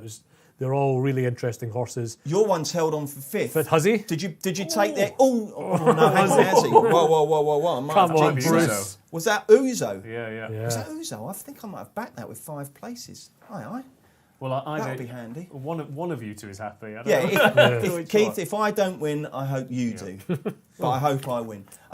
What's the tale of the in-running? That was a fascinating contest, Barry. Really enjoyed that. Yeah, interestingly, Sir Busker only hit a low of 5.2 in running. I thought he might have gone shorter. Yeah. I think he was missed on the inside there. The camera angle only changed late on to actually see that. Did you ever think he was winning, Barry?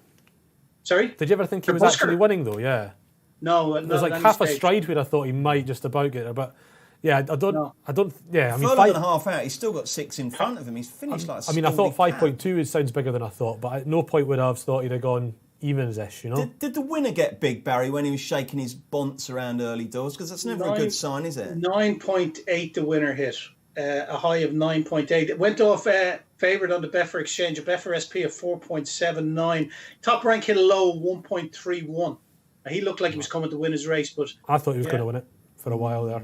I think the fact he's pulled out wide's done for him in the end, doesn't it? I mean, you were saying we looked at Monterham, and initially you said another one who's not settled is Top Rank, and I mean Monterham, as we were saying about them being tested in heritage handicaps at festivals, Monterham just had that little bit of that more streetwise experience than Top Rank, who's had to do a different thing. He was drawn in 2, Monterham, isn't he? Because he got covered up in a way Top Rank couldn't. He was drawn in 13 and ended up wide and pulling. I'll tell you what, I think Jim Crowley's... That's a massive help to draw, wasn't it? You can't underestimate that over a mile with a field of 17 runners, but he's definitely benefited from that, the winner. Well, they've got no... I mean, given the fact, if Chalier's finished 5th, Prompting's finished 4th and Monterham's won there, I mean...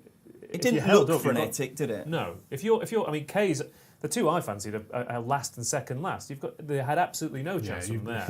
So Sir Busker coming from where he has. Sir Busker literally with 3 furlongs out has got 4 horses behind him, and he's 10 lengths off the pace. But I thought it was a great move by Jim Crowley there, just to rein back. And actually, your one, Shear's done him a favour there, really, Keith, because giving him a lead, and he's just thought, OK, fair enough. The penny dropped, and he settled very, very quickly. And after that, he's a really gutsy animal, isn't he? He's a really, really likeable sort. He's taking it up a furlong and a half out. Your one's run a blinder, Keith, at a massive price. But then the question is, can he hold off first Prompting, who's not flattered, but not quite got there? The one with the sustained challenge in then his Top Rank, who's probably got to within a neck there. And then with 100 yards to go, Sir Busker's absolutely taken off and flown. Another grey, number 16 is Wowhan, who's run on really well. And I think, guys, if you're going through this race, with a fine-tooth comb and watching video after video, are you going to really, really pay special attention to horses that have come off the back of a strong pace like this? Every chance. I mean, what I'm looking at that race, I see the front 4 as all 4 really interesting horses, as we identified. I've seen Chalier go off the front and go quite hard and still hold on for 5th or maybe 6th. What you're looking at in that instance is horses like Walhan and Sir Busker that have come from nowhere and come to get involved in that race with really interesting horses who, for the most part, got more opportune rides. So in this, it's not always the case that eye catchers are the ones to take out particularly. But I think in this instance, when you weigh up the context in which this has happened and the horses that have finished ahead of the horses that are making up that late headway, I think you definitely can be positive about those horses. I think, well, how many runners in the end was it? It was 17 runners. I'm pretty sure the first 8 home are all 4-year-olds as well. So the older horses have really struggled against the younger progressive horses. I mean, 4-year-olds with a dominant age group in there, obviously. But Ross, do you see this as a race that we could look back on maybe in November and say, wow, we thought it was going to be decent at the time, and boy, it's turned out that way. Well, Sir Busker's already put up a listed winning performance there, hasn't he? I mean, surely, I mean, this is going to impact the Cambridgeshire in particular in terms of future handicaps, because these horses are off the right marks. That's going to be their next potential big handicap payout in a similar type of vibe to this. And a horse like Top Rank, I mean, has run an absolute blinder there, because that's his first true test, and he's gone up to it. Whereas Prompting was, stepping up in grade. Montetham is carrying a big weight there because he's been tested in bigger races, and Sabuska has not put a foot wrong all season. So yeah, it looks absolutely rock solid form. I think what would be interesting, you've got two angles here. You've got the horses who will then move on to your Cambridges and that kind of thing, and then you've got the horses who, like I said, are going to go with duck eggs, are going to drop in grade, and they're going to go, well, ran no sort of race last time out, but they're up against progressive horses. They might turn up at Ayr or at Thirsk or something in a 0 to 80 or 0 to 90, and the run's going to look poor, but we know that they're up against incredibly progressive horses, and they're probably worth forgiving. Absolutely. And the animals like Chalier as well, that could run on a 0 to 90 next time. Yeah. Haven't done that out there today. I mean, he'll go off short, but there's lots of horses. That's an angle I really like as well. Horses that run in good handicaps going into lesser handicaps, because a lot of people just look and go handicap or the class of race, but not all are equal.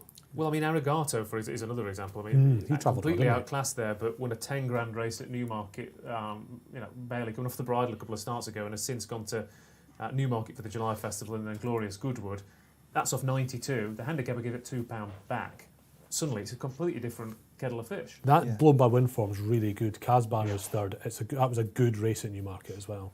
Excellent. Strong form. That was really, really good. I enjoyed that race immensely. It was excellent. We still haven't had a winning favourite. Montaigne went off at 7 to 2. Top rank was the 3 to 1 favourite.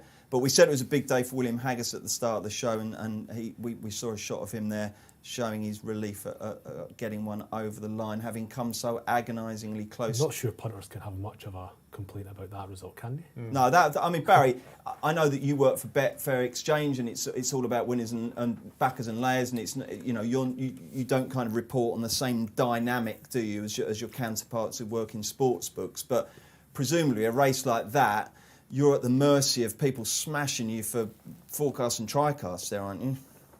I'm not so sure, Bruce, to tell you the truth. In terms of sportsbook, I think it's all about place terms now and big handicaps like that, and how many punters are well educated and they want to shop around for maybe firms that are betting 4 or 5, even down to 6 places in heritage handicaps. So I'm not sure about tricasts and forecasts in races like that. It's obviously just me that does that. All right then, fair enough. Let's move on to our big race of the day. It's the 3:15. It is the Yorkshire Oaks, sponsored by Darley. And let's have a look at a few stats to see if they can give you some clues.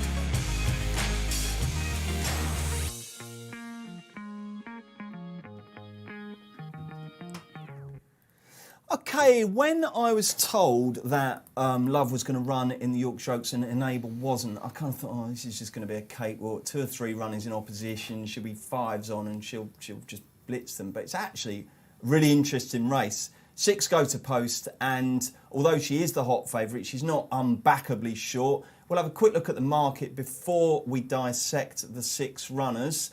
And Barry, take us through it. Love is 1.43. That's a bit shorter than where she was this morning, isn't it?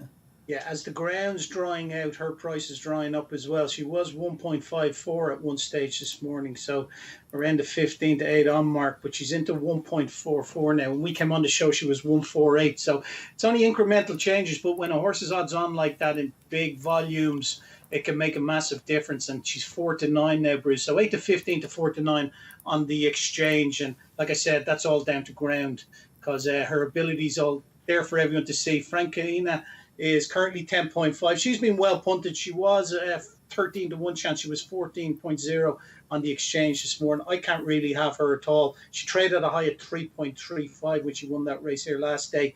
She was a big odds on chance. She's a Betfair SP of 1.39, which is just 2 to 5.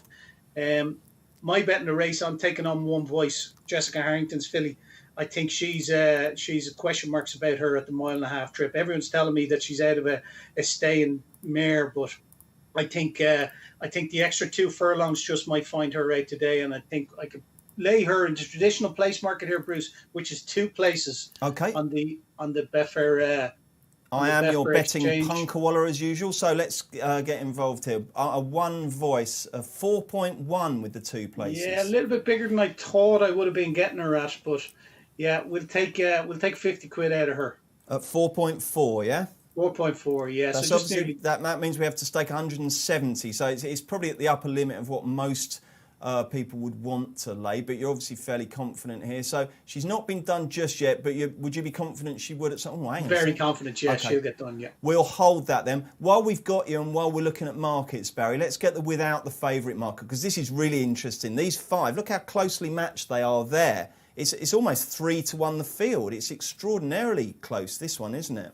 Yeah, it really is. The top 4 in the betting are outside of the favourite. Frank Canina, 4.2. 11-4, Frankly Darling just heading it. She has to come back from, I suppose, the track was the excuse they gave for her in the Epsom Oaks. One voice in there at 3-1. And Manuel de Vega is currently around a 4-1 chance. She used to give away, £9 to the younger fillies. She might struggle. There was money for her last night when it looked like the ground was going to come up soft, but it just hasn't materialised, obviously. Yeah, Manuela needs cut. She's improved this year, but she does need cut, and it doesn't look like that's happened because it's windy and sunny on the Knavesmire, and the ground is definitely drying out. I mean, Love, you don't need to be a genius to say she's the likeliest winner.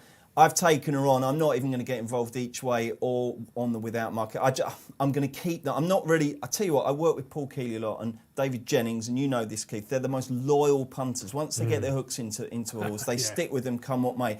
And normally I'm fairly good at getting off before we do too much damage. But I'm going to give Frankly Darling one more go because I just think Epsom is so kooky that you can forgive a run there. Now, I know you've got 10 lengths worth of forgiving to do, but she's 14s compared to 1.44. I expect Love to win.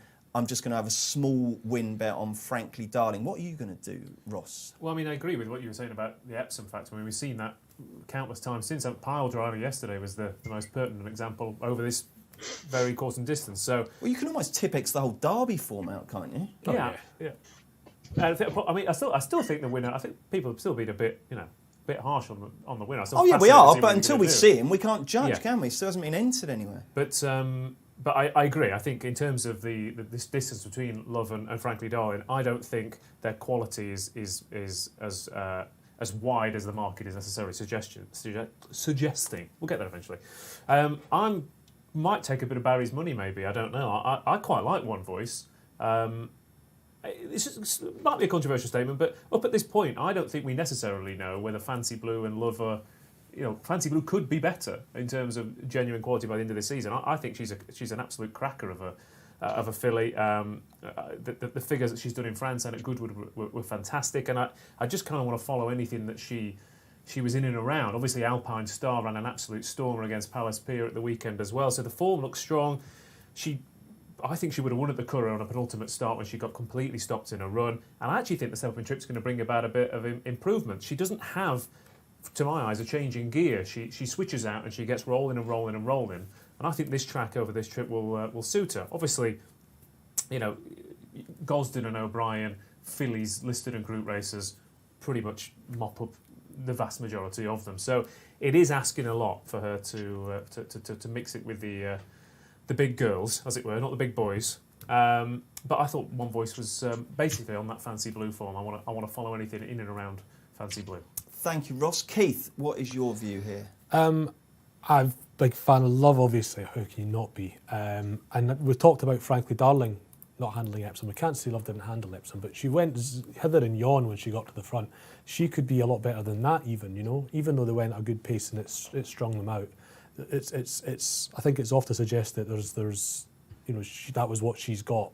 I think she could go ahead again. I actually thought Franconia was the biggest threat. I'm not talking about her win here last time when she beat Gold One, although I quite like Gold One as well in that next race. It's more the Newbury run, where she, Caballetta's a nurse who's won a listed race very well and finished second in a Group 2, very well held second, admittedly. She won off 93, made all at Goodwoods. Wonderful Tonight has won a group race in France. Oriental Mystique has been second in a Group 2. And that was every horse that finished within 10 lengths of Franconia. And she won by 4 lengths nearly. I backed Cabaletta that day, and watched it and thought, well, I've run into one there. I've run into a Group 1 filly. Yeah, she made a meal of it here last time, but I thought she was. I said at the time after the race, I thought she was toying with Gold Wand a bit. I thought, I mean... Oh, yeah, she won with... It was 3/4 of a length, but Yeah. she was value for a length and a half, 2 lengths. Easy. So, yes, I absolutely... Yeah, she was toying with her. And it was a steadily run race, remember, as well. Yeah. I don't know what your time figure said, but I noticed the top speeds come out low, and it just looked like a steadily run race where they had to sprint. She's by Frankel. She's a half-sister to Winstilly, who stayed a mile 2 and is by a less stamina-laden sire. So I think she's going to be a 1.5 mile filly. I think she's very exciting. And, yeah, I thought... Certainly last night's prices when I was, or this morning's prices when I was looking, thought she was the one I'd be backing at those prices. The market's found the right place for her, I think. It's anointed her as a second favourite, and that's what I think she deserves to be. Barry, can you explain this to me? Franconia is clearly shorter than everyone bar Love in the outright, so she's roughly 9.4. The other three, apart from the outsider Alpista are all about 15. So she's basically a third shorter than them. But on the without the favourite market, there's nothing to split them. Can you just explain that little anomaly to me, please? I really can't, Bruce. It's whatever way the market's leaning. Obviously, what is she? She's 9 to 1 chance in the win market. Frankly, Darling's a 14 to 1 chance, 16-1 voice. Yeah, you'd think she should probably be maybe a 6 to 4 chance, but obviously there's people looking to take her on and layer her in the without the favourite market. They think they can get her beat, and they're willing to go a bigger price because looking at that, she should be a lot shorter. I was to say, is there not a possibility that without the favourite market, I mean, if something goes and tries to beat Love, pays for that late on and gets nutted on the line for second by something who's just running on for a place, you know, that's the problem you have with that. But do we have horses that we think fall into that category here? Well, I guess it's a bit similar-ish yesterday with Kamiko and your Magical. At some, you know, stop the tape a furlong and a half out, and you think, well, Kamiko's going to run and finish second here, travelling all over the rest of the field. But you know, what Guineas winner is going to like be ridden for a place in a Grade 1? Well, it's not necessarily that it's ridden for a place necessarily, but a horse. Well, if he was ridden for a place yesterday, he'd probably finish second. Is that not the point you're making? Yeah, I'm not sure. I mean, I'm going to assume here that, you know, they've all paid their entry fee and they're going to turn up and they're going to try and win the race. I guess what I'm saying is that the second best horse in the race doesn't necessarily finish second. Okay, fair enough. In those markets. Yeah, no, now, used to do it in the champion chase a lot, that sort of thing. You know, there would always be a dominant horse in a champion chase, and you would often go for like the third or fourth in the market to finish second, because it was normally a horse that used to get held up out the back and Hunt picked them off. Yeah. It's that sort of example. Well, exactly. Sir Valentino, he was another one like that, wasn't he? But don't start talking about jumpers. I've started coming over all Cheltenham and back into the here and now. But what horse is going to be ridden like that in this race, though? I mean, I think the pace is going to come from the outsiders. But apart from that, I don't think. I mean, frankly, Darling will be ridden for a turn of foot. But I don't see any. That's the great thing about this race. We don't know an awful lot about a lot of these fillies. Yeah. So I don't know enough to know who will be ridden to pick up the pieces, if anybody. Guys, I want to throw a theory at you. The 1,000 guineas and Oaks form is rubbish. It's hard to. Well, this is what I was saying about Fancy Blue in terms of I actually think the French.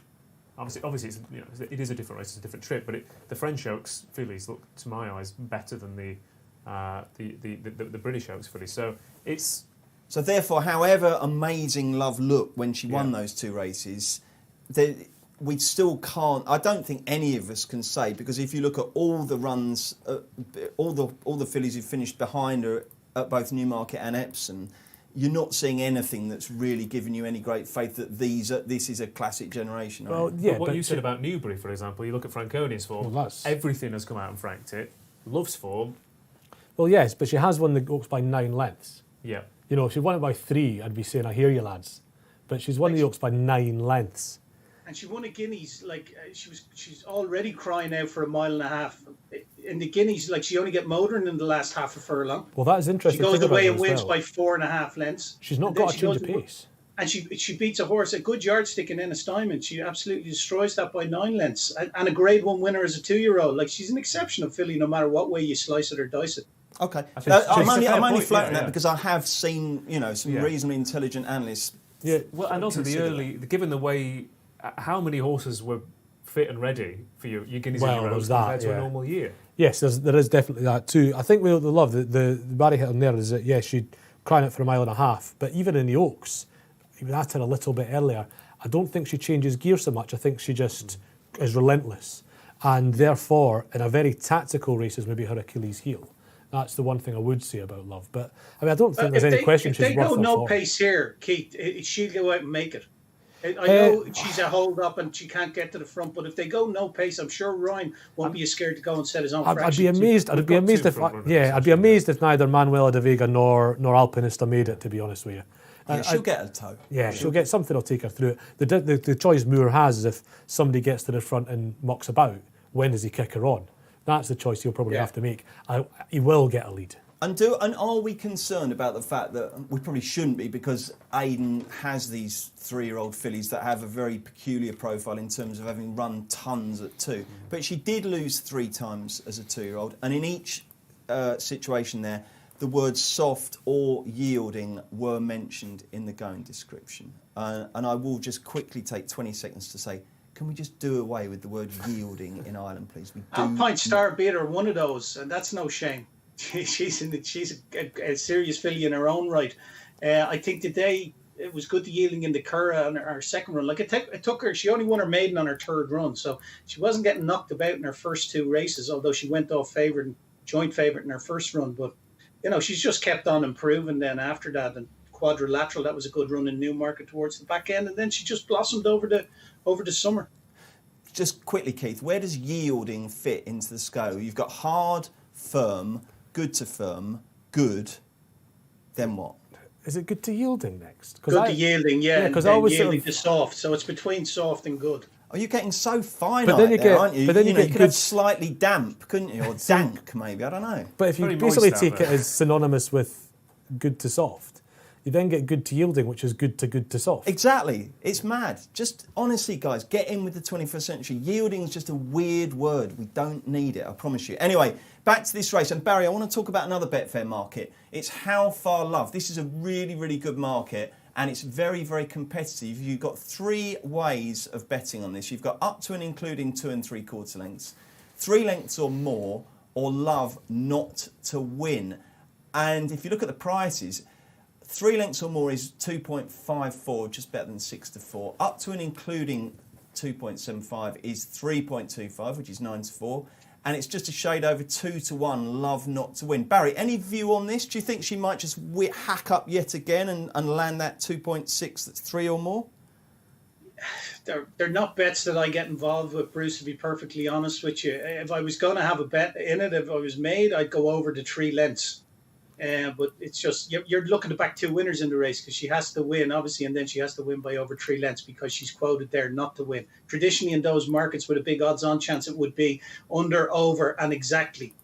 Yeah, it's an interesting one, this, Keith. Do you have any view on this one? I can get why 3 lengths or more is favourite, because a race run to suit Love is a race that's run well, and that will stretch them out, and she can maybe win by a bit wide margin again. So I think the market, I mean, there's only about $8,000 in that market. It's not it'll be quite volatile, but I think it's found the right favourite. Okay. Yeah, I mean, do you ever bet distances, Ross? Very rarely. Yeah, it's not. It's again, it's a factor that's a completely different factor in time. Like I said, horses winning the race is one thing, but I said horses easing up, and that's the trouble, isn't it? There's so much. That is the trouble. So many other things to consider. I mean, we saw it. Was it Stratford yesterday? I mean, you're looking at it, think, oh, it's going to be quite testing at Stratford, and it was awful, and horses were exhausted halfway round, and suddenly what you thought pre-race. I mean, what I really feel for are people who play distances on spreads. I mean, I reckon I wouldn't last till 40 years old. I bought the Stratford distances last night. After we finished the show, I came out and looked at it. I love buying at Stratford. Anyway, I'm going to sound the drifter klaxon, Barry. Tell us what's going on. Yeah, what are we looking at here? Love. She's 1.53, so yeah, she's back out to 8 to 15, but Franconia is around the same price. Frankly Darling, a few quid knocking around for that, 11.5 now, Frankly Darling, so just nearly 10 to 1, it's 16 to 1, one voice, but Manuel de Vega into 12 to 1 now. Manuela's shortened there, Ross. But they do it the very death, don't they, these front runners, because they just do it for in running punters. Oh, is that what happens? Yeah, the thing with Love as well is that remember that when we talked about... Well, last one going in. Last one going in. Yeah, when she goes 1.54 at 1.44 this morning, in the whole of that time, about 800 grand have been traded. The market's now 2.2. Okay, we're off for the big race of the day, the 3:15, the Darley Yorkshire Oaks, and they've all settled fairly well. That's the first thing to look at, chaps, isn't it? Manuela does lead. Yeah, on paper, this looked like it had two genuine front runners in the shape of Manuela de Vega and Alpinista, but Manuela de Vega's getting an easy time of it here. Alpinista's completely switched off out the back, and Franconia's pulling. Frankly Darling's a bit too keen there. Franconia's not settled either. No, but Love is in a perfect position. She's all right, and she's flicking her head around a bit, but I wouldn't say she's officially waggling it, would you? No. I mean, given how we've seen that it's not been particularly easy to make up much ground at York, I think that's a good position. Yeah, what's happening in the betting, Barry? Yeah, she's gone to 5-2 on there, the favourite. Her big white face off the back of that looks like the one in front. Manuel de Vega is setting decent enough fractions. So everything's gone well in themselves, but the favourite's hardened. Franconi is the one that's been drifting. She's at the 16-1 now. I still think Haviland's having a real job getting Frankly Darling settled in fourth place. One Voice is the best settled of the lot. Well, I mean, she's about, just a little bit over even money. You can back her at 3 places. So if you don't have pictures, let's tell you what's happening as they reach the end of the back straight. Manuela de Vega is lolloping along beautifully in front, 2 lengths clear of Love, who's a length clear of One Voice on the outside. On the inside, settling a little bit, but now is Frankly Darling, and then we've got Franconia and the outsider Alpinista. So as we turn in, still Manuela de Vega setting her own fractions at the front, and Love in second. Love 1.3 now, Barry. Yeah, 1.3, 3-1 on. Big drifter, One Voice out to 25. Manuel de Vega's 13-2. So Franconi is out to 85, would you believe?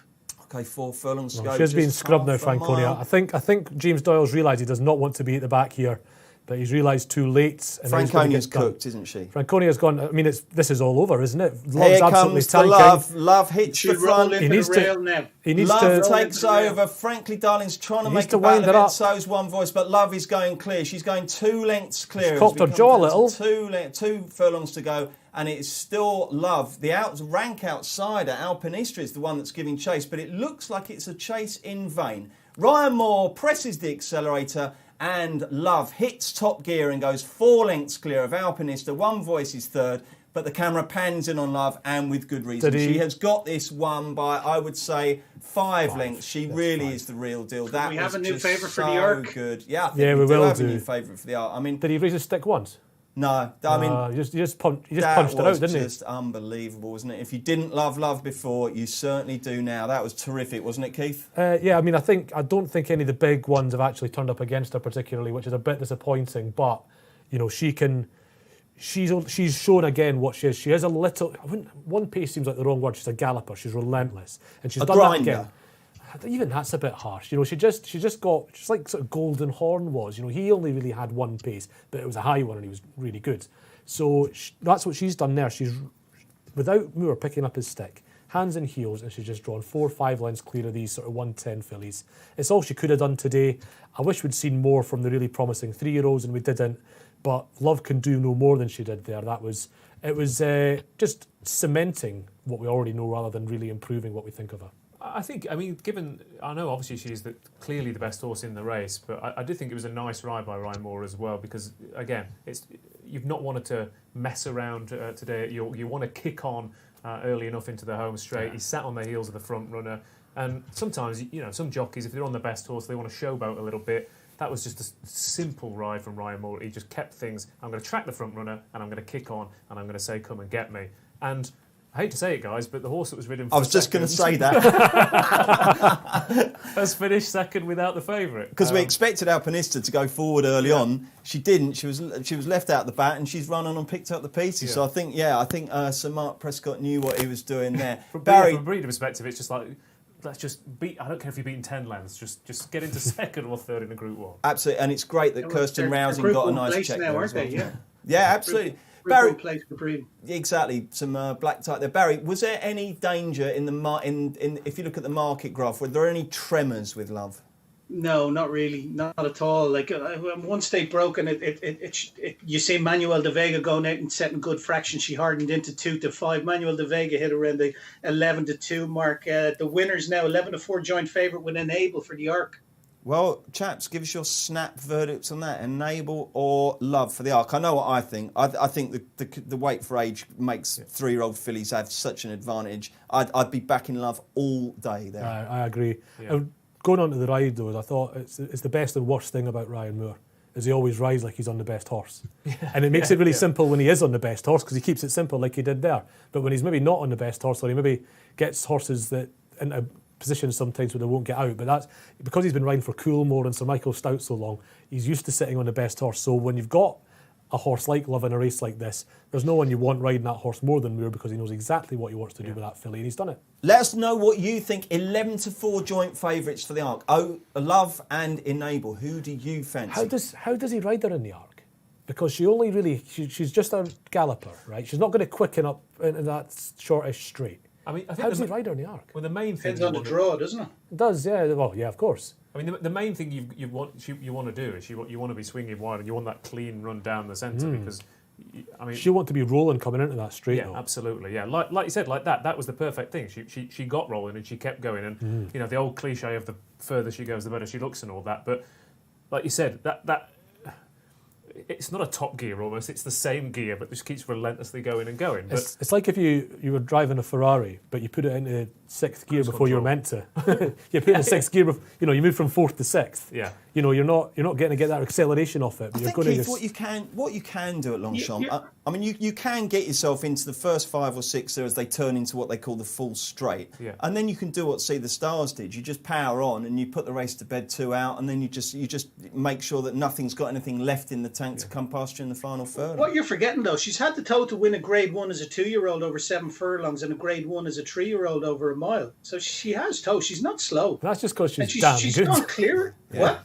That's just because she's damn good. There's no more questions to answer, is there, Ross? I mean, you know, this field has got yardsticks in Manuela. It's got, you know, it brings all the 3-year-old filly form together, including Fancy Blue, etc. I mean, she's just the real deal. And isn't it great, to have a fantastic superstar like this, but to have one with such a brilliant name?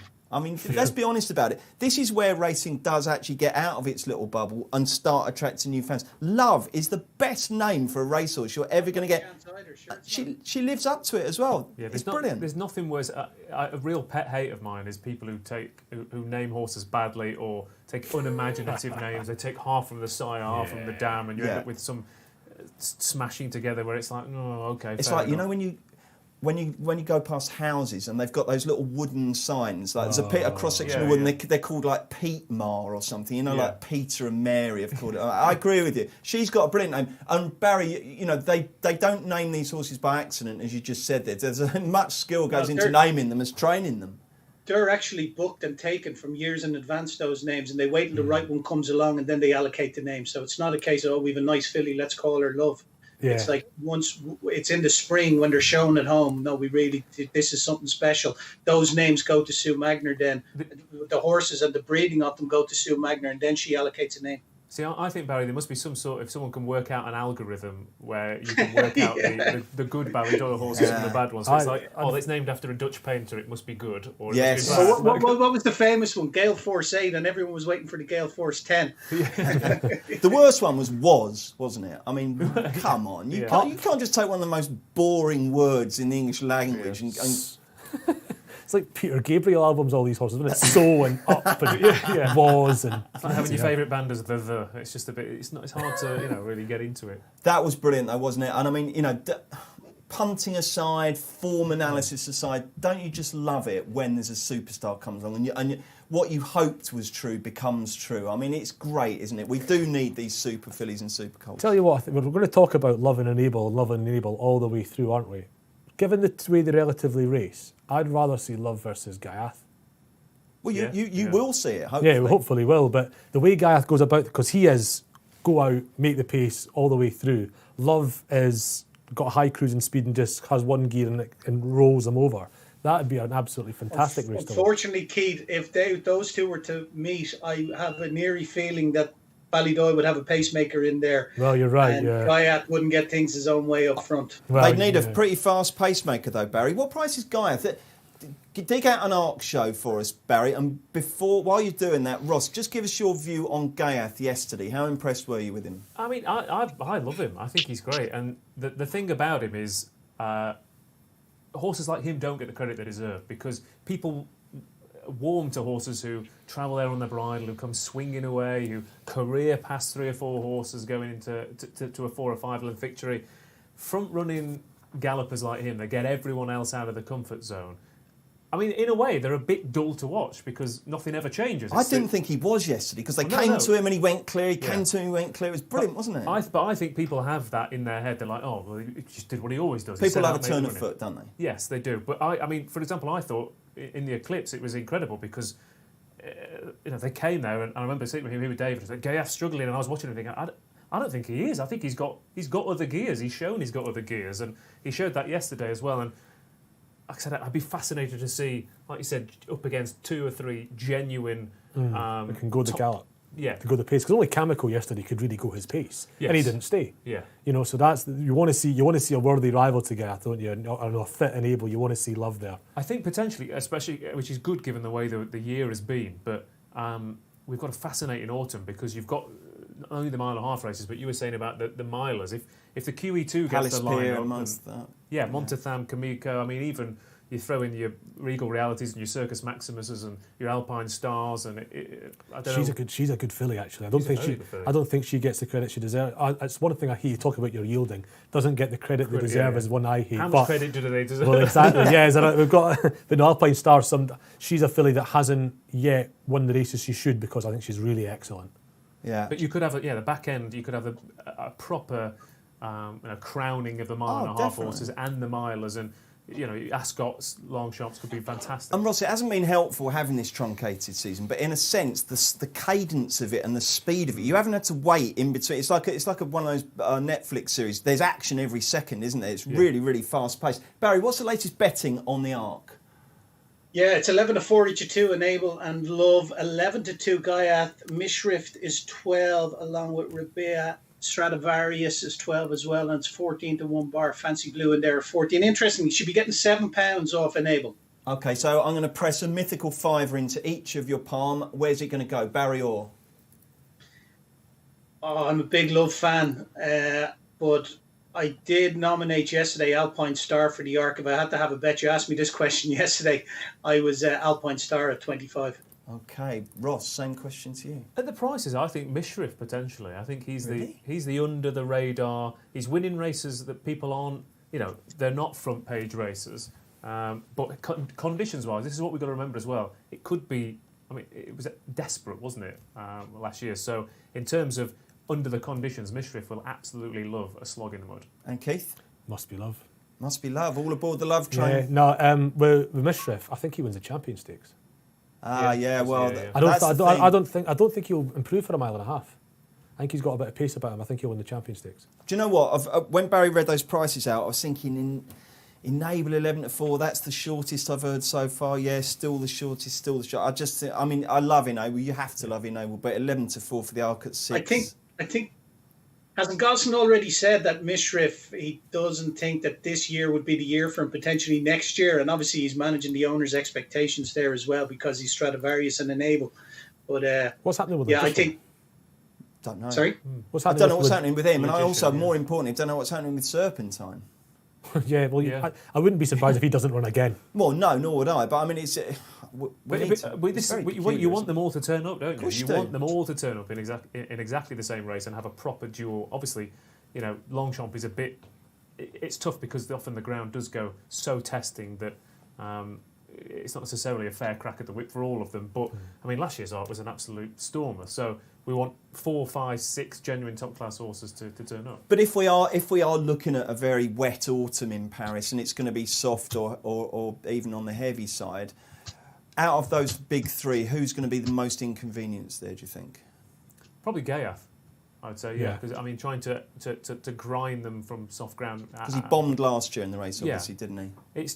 I would say it's more likely to be him who would... Like I said, he's already proven that it didn't suit him necessarily last year. He is a better horse this year, but, yeah, I'd be a little bit worried about that. I'd love to back Love on soft ground because...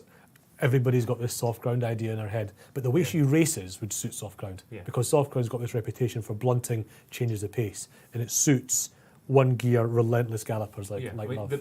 One of the best things, one of the most profitable angles I think you can do, especially in Ireland, like going over the winter, is anything that's on the bridle in soft ground, lay it, because everyone's eyes attracted to that, and the horses who come off the bridle and grind and keep going. They all have to come off the bridle in the end, don't they? Yes, that's they the do. thing. Yeah. And I always think that the Betfair market falls in love with bridle horses. It does, yeah. It's an automatic. Your brain is automatically drawn to whack. That's what I was saying to you earlier off air about the amount of people. Oh, that's travelling over, and you're thinking, if that's the one thing you're looking for in a race, then you're really getting it wrong because you're ignoring all of the factors. It's easy to do though, because you're usually these things when this is happening, you're looking at the race head on almost a lot of the time. Yes. If you're looking from the side, you would see the ground that's being made by the horses getting ridden. All you can see is the jockey, and you're looking at the motionless jockey, and that's why people get drawn in. If races were seen, that's why. Yeah, exactly. But you not only are you one of the finest stand-up comedians in the whole of North Allerton, but you're also a very successful in-running exchange player. Give me one or two edges, or if people are looking to do it and they think, well, I fancy that, but I'm slightly wary.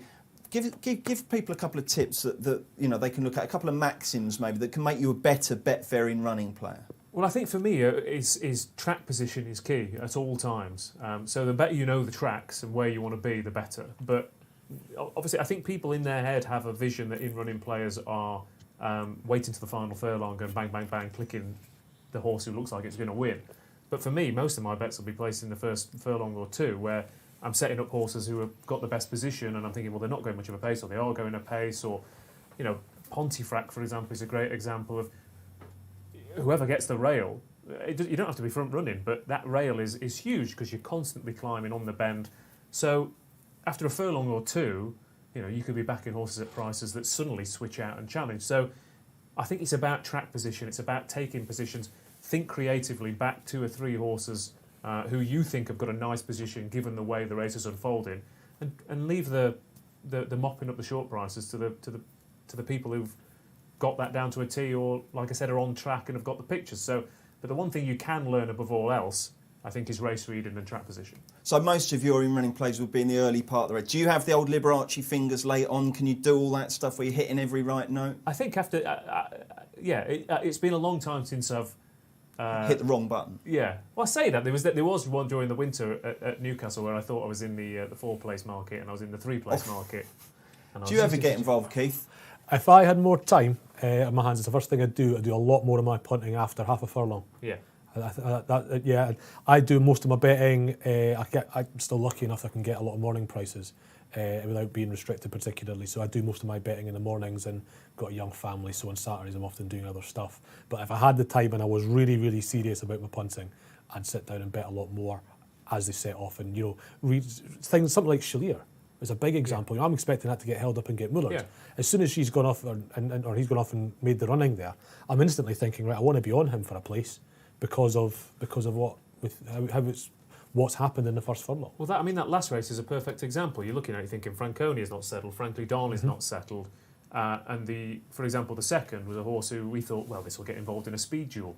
Suddenly, the price for that horse to finish in the first 2 or 3 should be completely different because the market, but often the market doesn't react to those kind of things that quickly in running. It does after a while, but if you have a picture in your head of how the race is going to unfold, and you are quick to react to it early, some people will, after 2 furlongs, they'll be like, oh, crikey, that's coming into it. And you think, well, I've been waiting for that to come into it because it had a good position. So that's really the key interesting thing for me. Stuff. Don't wait till the end to no. Take an early view based on where the horses are positioned. Keith, talking about having young children, have you ever had the nightmare? I know one guy who used to bet in play on Betfair, and he went to get a cup of tea and came back, and his little toddler had their fingers on the computer, and he came back and he laid something to lose about 27 grand. He had a bit to do. OK, let's move on to our 5th and final race. It's been a brilliant day, and we finish off with the 3:45, the British EBF and Sir Henry Cecil Goutrez Stakes. It's a listed race for fillies and mares over 1.5 miles. Barry, take us through the market, my friend. Yeah, at the moment, Bruce, it's hard to separate them really at the top of the market. You've got Alba Flora, who's currently 5.3. Sea of Fate is 5.9. Gold Wand 6.2 award scheme. Lady G is 7.8, and it's 9-1 bar them. So it's a very, very open market race. The market would suggest. I'm going to back award scheme Bruce, a horse that I like. He likes to get off in front, doesn't hang around, likes to make the running, the filly. And I'm going to back it, but I'm going to put into Leia that shorter in running. I think it'll trade shorter. Okay, so what do I do? So I don't mind taking the 6.2. A bullseye? So we won't have to quid, yeah, please. Okay. Right, and then we're going to look to lay it. I'd be happy to lay to get my stake back at about half that. So what, 3.6? 3, yeah, 3.2, around that mark. 3.2, let's go, for 50 again. For 50 quid, yeah. And then this is always the thing we need to remember. After we've hit confirm, we click on keep. And remind us what happens if we forget to do that, Barry. Well, that bet will be taken down when the race goes in play. All the match bets that haven't been selected as keep get taken down by the exchange ops team as the race goes in play. But by clicking keep bet, obviously, that will survive that process and it goes in play. Your bet goes in play. So I'm looking to get matched without actually betting physically in play. That bet is in play. And if the horse goes shorter, if it goes 3.2 or shorter than 3.2, I should get matched. Excellent stuff. Keith? Something I do quite regular, especially in big handicaps, I do that sort of thing there. And the keep thing always annoys me. Barry, is the chucking out thing something you do so people don't end up on bets that they don't? Because I'd like to know why discard at SP time's the default. Because I always sit and go, I never discard at SP time. I'm always putting in something that's way out the back of the screen. You know, a price that's way out the back of the screen. So I'd rather, for me, I'd rather keep as the default. But why would that be, Barry? Is that because you've got loads of people seeding markets and they've got just millions and millions of chips on the table, so to speak? There's a whole host of reasons, really, but it's to protect punters as well that we introduced the keep button. That if it's not there, they don't realise maybe if they're unmatched or if they're matched before it goes in play. I think it's fair that everyone knows that cut-off point is there. You can press keep and keep your bet in play, or if you don't, your bet's taken down as the race goes off. Excellent. Okay, Keith, who are you going to go for here? In this one, well, what happened? We asked Ross about is how he bets on things and all that. And everyone, when you ask them for their best bit of betting advice, it could be boiled down to do what the masses aren't doing. Swim against the tide. Swim against the tide. Most punters will come out with a variant on that theme. And I noticed in this race, after the Yorkshire Oaks, where Franconia got beaten halfway across Yorkshire, she bombed out. She didn't run a race at all. Gold Wand, who was second to Franconia last time, went on a little bit of a drift, having been favourite most of the day. Went out to 6.2, 6.4. She's firmed up a little bit again. She's a filly I really like in this race. You're knocked a little bit by what happened to Franconia, but the main reason I liked Gold Wand so much was not that she finished 3/4 of a length behind Franconia, but that she finished 4 1/4 length ahead of absolutely anything else in that race. It was a steadily run race, and that's why Franconia made a meal of beating her. Before that, she looked really progressive, and then been pitched into the Oaks, and it was a bit too much for her. So I think you can just look, you chuck out the Oaks run, and this is a progressive filly who's on her way to probably minor group races for me. So I think she, in a listed race that looks extremely open, I think that's a little bit unfair. I think she should be a clear favourite, but not necessarily a warm order, but I think she definitely should be favourite. And Keith, can you just very quickly explain why we've got 2 races back-to-back over 1.5 miles for fillies? I can't tell you why, but I can tell you why I sort of like the idea of it, because otherwise you'd have a lot of fillies in here rated 105-ish who wouldn't really belong in the Yorkshire Oaks but might feel they want to have a crack. Whereas in this race, you know, and having this race behind gives them a good race to aim at. It gives a race to progress from, to go then move into, you know, one of these fillies, if she wins well, might end up against an Able in the September Stakes or something like that. Whereas if you don't give them that option, you'll find a lot of chancers in the Yorkshire Oaks and things like that. So I'm quite on board with the idea of doing stuff like this. It gives, you know, it's like splitting a Group 1 into 2 divisions almost, in a sense. You know, you get the listed race for the fillies that probably aren't quite there and not quite up to it yet, and you leave the Group 1s to the really interesting and the real champion top-class horses. And we'll get some interesting time comparisons as well, won't we? Ross, whose mast are you nailing your colours to? Well, this is the first race of the day where I genuinely, you know, this morning thought, okay, I actually fancy one, and that was a Ward scheme. So I'm with Barry. This horse, I mean, it was against. Barry was saying about being out there and making the running, which it did on its penultimate start. Complete change of tactics at Salisbury last time out, but on a day where the ground was firm. It was the day where they thought they were going to get tons of rain, but so they didn't water, and then they didn't, and it was incredibly fast. Horses on the speed on that occasion were very much suited, and Award Scheme didn't seem to let herself down as much as you would hope on that ground. She only got going late on, but I still think it's it's rock solid form. We've just seen that form being given a boost, so I think she's going to have a huge chance. I don't think she necessarily has to be ridden out in front, but she should be. Ideally, I would have her where Love was. That pace just behind one other making the running on the heels. She's got course form. She recorded a strong figure when winning, and she looks really impressive and going forward. She's the right age group as well. 3-year-olds kind of tend to dominate this contest, and I thought she had everything in her favour. I thought she was unlucky the way the race unfolded at Salisbury last time out, because the front runner definitely got to be an easy time. But like I said, now we know that we're also up against a talented horse in her own right. So she was the interesting one for me. Would also have to have a word though on Black Lotus, who was second to her, running on late in the day, but is significantly bigger. Award Scheme is 4-1, Black Lotus is 60-1. So if that form replicates itself, Black Lotus could easily run on for third, fourth at huge prices. Excellent. Thank you very much indeed. Ross, I've gone for Alba Flora, partly because I just love Rafe Beckett horses, but also I think she's progressive. Been some good market support there. Anything in the jockey bookings for the Haggis fillies that points towards any kind of significance? I always think this is a bit of a red herring, but obviously the Doyler is on Sea of Faith and Tudhope's on Award Scheme. Would you read anything into that, Ross? Well, I think that the fact that they've both, James Doyle's ridden Sea of Faith 4 times, Danny Tudhope was on board when he won. Nothing in it then? I think it's just sticking with what they know. Barry, I mean, obviously, you're over in Ireland and people always try and overread Aidan jockey bookings. Is it something you factor in very heavily into your punting when you've got 2 or 3 fancied runners from the same yard? Do you kind of analyse what might have happened in terms of what the conversation was like?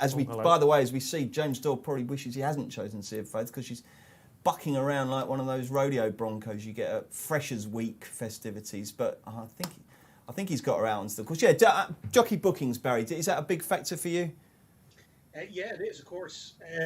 Not so much sometimes with Aidan O'Brien's because, like, say, if they're 2-year-olds or that you've only seen once or twice, they can take such a massive step forward. But with the more established horses in any yard, yeah, most definitely. But not so much with the younger horses where there can be any amount of improvement in them. Interestingly, in this, Bruce, Award Scheme's now into 4.8. So if they keep going like this, we might get match pre-race 4.7 now. There's plenty of money for. There certainly is, and Gold Wand and Sea of Faith utterly friendless, Barry. Also, Lady G seems to have come in significantly. The other Haggis filly. Yeah, she's into 11-2 now, should I say? Haven't been matched at a high on the exchange of 9.4. I don't know if that's just people, obviously reacting strongly Yorkshire to the fact Oaks, Alpinista. Yeah, well, it's Yorkshire Oaks generally. Yes, Gold Wand going out at the same time. Award Scheme's coming in. I was looking at, again, draw. Gold Wand's drawn in 1, which it's been a bit different today and yesterday a little bit, because actually getting cover on the far side's probably not been the worst thing. But just starting to go in, by the way, in case you haven't placed your bets, you better think about it. Sorry, Ross. That's all right. Last 10 years, there's been 3 horses over this trip have won from box 1, and 2 of them were Enable, and one of them was Arctic Fox, who won from Richard Fye and hung all the way over to this near side rail. So I was a little bit worried about Gold Wand being stuck on that rail again whilst everything switches out and gets rolling. But it'd be interesting to see what Andrew Azzini decides to do. Well, yeah, he's already shown today, hasn't he, that he's alive to what happens on the inside if you're not careful. And he is one of the more sort of thinking jockeys out there, Azzini, and he's very good at that sort of thing. Yeah. I tell you, this market really is volatile, Barry, isn't it? And Black Lotus, who Ross gave a big up to when she was 60, is now into 27. It's turned on its head, really, because Sea of Fate's out to 8.2, Gold Wand 8.6, and all of a sudden Award Scheme and Lady G are the 2 that punters have fallen in love with. Yeah, Alba Flora, another one, not a shilling for 8.0. Award Scheme very strong, like we said. Lady G, and Black Lotus for William Buick into 27 of the outsiders. It's just that the initial top 3 in the market, Sea of Fate, Gold Wand, and Alba Flora, are not friendless, I wouldn't say, but they're punters are looking for value elsewhere. Absolutely, and Barani Style, better give that a very quick mention. Yeah, it's a shame that Phoenix Thoroughbreds left with immediate effect 2 weeks ago, isn't it? Because they keep having runners. They're in good form since then. Cracking form for Wouldn't be a dry eye in the house if this was. You'll have to look far in the Ebor card to find evidence of them disappearing off the face of the I was going to say, they had magic top J weight in the Ebor as well. Yeah, it's... Can you give this any chance, Ross? Yeah, absolutely. I mean, I think one of the main things is, again, age group. These progressive 3-year-olds in these kind of races wasn't in a particularly good position at Ascot behind Frankly Darling, and 18 lengths behind. Last one going in, look that chaps. bad, does it? No, this is a fascinating contest and no mistake. Let's see what happens. They're off and running. Among the slower away were Eva Maria and also Black Lotus Award was quite Scheme slow as away. Alba Flora takes it up the grey, and on the inside Lady G's gone very prominent as well. Anything in the early exchanges? Sea of Faith going very wide, Ross. What would you do with that? Awards. When I do, in terms Yeah, of, what are you thinking when you see Sea of Faith going as wide as that? She's literally halfway across the track I think the main thing for me is just trying to see what James Dawes is going to do here. He seems to be tracking across to try and lead it, The isn't it? market Yeah. doesn't mind that move, does it, Barry? No. No, 6.5, so 11-2 off the back of that. Alba Flora is the same price. Award Scheme 8-9-2. Lady G into 9-2. So obviously Award Scheme ridden completely differently in that I know the ground was firm last day, Ross, but she's way out the back. Was drawn 10 and he had to get her across, but I don't think that's where they wanted to be. But this is exactly what I was saying, isn't it? You look at a race, you think it's going to be run like this, and on paper, it looks like Award Scheme would be out in front, setting it up for a closer in Sea of Faith, and it's gone completely the other way. So it has changed the way you would think about this race. Is this a tactical master plan then by Haggis, do you think? I mean, so far he's got all positions covered, hasn't he? Really. So they prepare to leave the back straight. Sea of Faith takes them along by a length and a half from Lady G up on the outside. Sea of Faith's We've got assistant Star Rahid House, who Terms. stays extremely well, so that she's not going to struggle to get home in this, is she? The market, though, hasn't reacted negatively to Award Scheme being held up. No, that's very surprising, isn't Yeah. it? And Gold Wand is going well in fourth. In fifth is the grey Alba Flora. And then right out the back, as you say, is Award Scheme. But again, the punters, they love a hold-up horse, and she's 5.7. Are you getting concerned here, Ross? Bit too far back? No, because she's coming into it now and she's going to get a clean run. So I don't think it's that bad a move. So they start to thunder down the home straight. Gold Wand going really well in pulled fourth. it out. About He's to got take the third run, off he's got the run stablemate. nice and early. Here comes Award Scheme. Award on the Scheme is outside, coming but now. We've still got Sea of Faith in front. We're matched in our bed anyway. Okay, Bruce. good. Star Terms coming in second. Gold Wand now being produced in third. No ask, no Albatross ask. galloping on. Award Scheme coming down the outside. Come on. Looks like Star Gold Terms Wand, might Gold be about Wand to looks like take she's it up gonna at a win it. huge price. Here's Gold Wand. Award Scheme, Gold Gold Wand's Wand going picks it on. up. Here comes Award Scheme. Gold Award Wand Scheme's seems a to have danger. got first run. Gold Wand, as they go deep into the final furlong, is a length and a half clear. Make Andrea's that 2 won lengths this. clear. Yeah, this is over. And he's got the race sewn up. Vivian runs on for second. Third is Award Scheme. Fourth is Sea of Faith. And fifth is Star Terms. Well. Good ride there by the winner, wasn't it? Andrea saying he played it nice and simple on Gold Wand. And if you defied the drift, you were delighted. That's you, Keith, isn't it? Yeah. I mean, I don't know how much this can apply, because obviously you looked at the Yorkshire Oaks and Award Scheme's form got a big boost and Gold Wand's got a big hit. And it just so happened they went in and drifted, respectively. I don't know if that is what happens, but it sometimes feels like it. And it was probably an overreaction because of the reasons I laid out. There are times when you really need to watch what the betting does, and there are sometimes when you don't. And the times when you don't, it's probably these big races where there's a lot of money floating around. And the markets are mature. Well, exactly. The markets are flooded How's as your well. testosterone? 3 I've winners today. I've put the little patch on underneath my... Great work by Keith Melrose. So he's been our champion tipster for sure. Very, very good indeed. I mean, an incredible ride as well. I mean, I think the worry for me was she's going to get boxed in, and you were saying that Andrew Zinu is alive to these things, and he really was, because that was just perfect. But it also shows the benefit of watching through a card as well. Yeah. We've seen Zini come from one on the round course already and show that initiative to make the lead on Chalier. And here, he's also, so he's alive to what happens from the inside at York. He's used that knowledge to pull Gold Wand out nice and early and get her a good run. And you're looking here, like I said, when we were saying about playing in early track positions and the way races unfold, mid-division, you've got Gold Wand and Vivian. Award Scheme held up out the back. I mean, me and Barry were sat here thinking, this is I don't know how this has unfolded. I don't know how the hell this horse has ended up out the back, and used all its energy to come bursting into the lead. Gone odds on in running, looked like it was going to go and win, but Gold Wander's. She's paid for that big move, hasn't she? Yeah. How short did Award Scheme get, Barry, in the end? 1-4-1, 2 to 5. And like the lads said, it's not so much that they're holding her up. They had her so far out of her ground. We haven't seen many horses come from behind today, and the amount of energy that she's had to expand between the 3 furlong and 2 furlong marker just to get into contention. Like, no horse is going to be able to sustain that sort of acceleration all the way up the straight in New York. So I don't know. It's a tricky one because the stable companion went out and made it, and each stone coalesced. So they have to chat beforehand, like different ownership, obviously, but the same yard. What's the conversation there with jockeys? Well, what's the conversation when the Queen rings up and says what happened there? Yeah, she's expected to go off in front. She did what I did. The Queen losing her rag with William Haggis. I've got to say...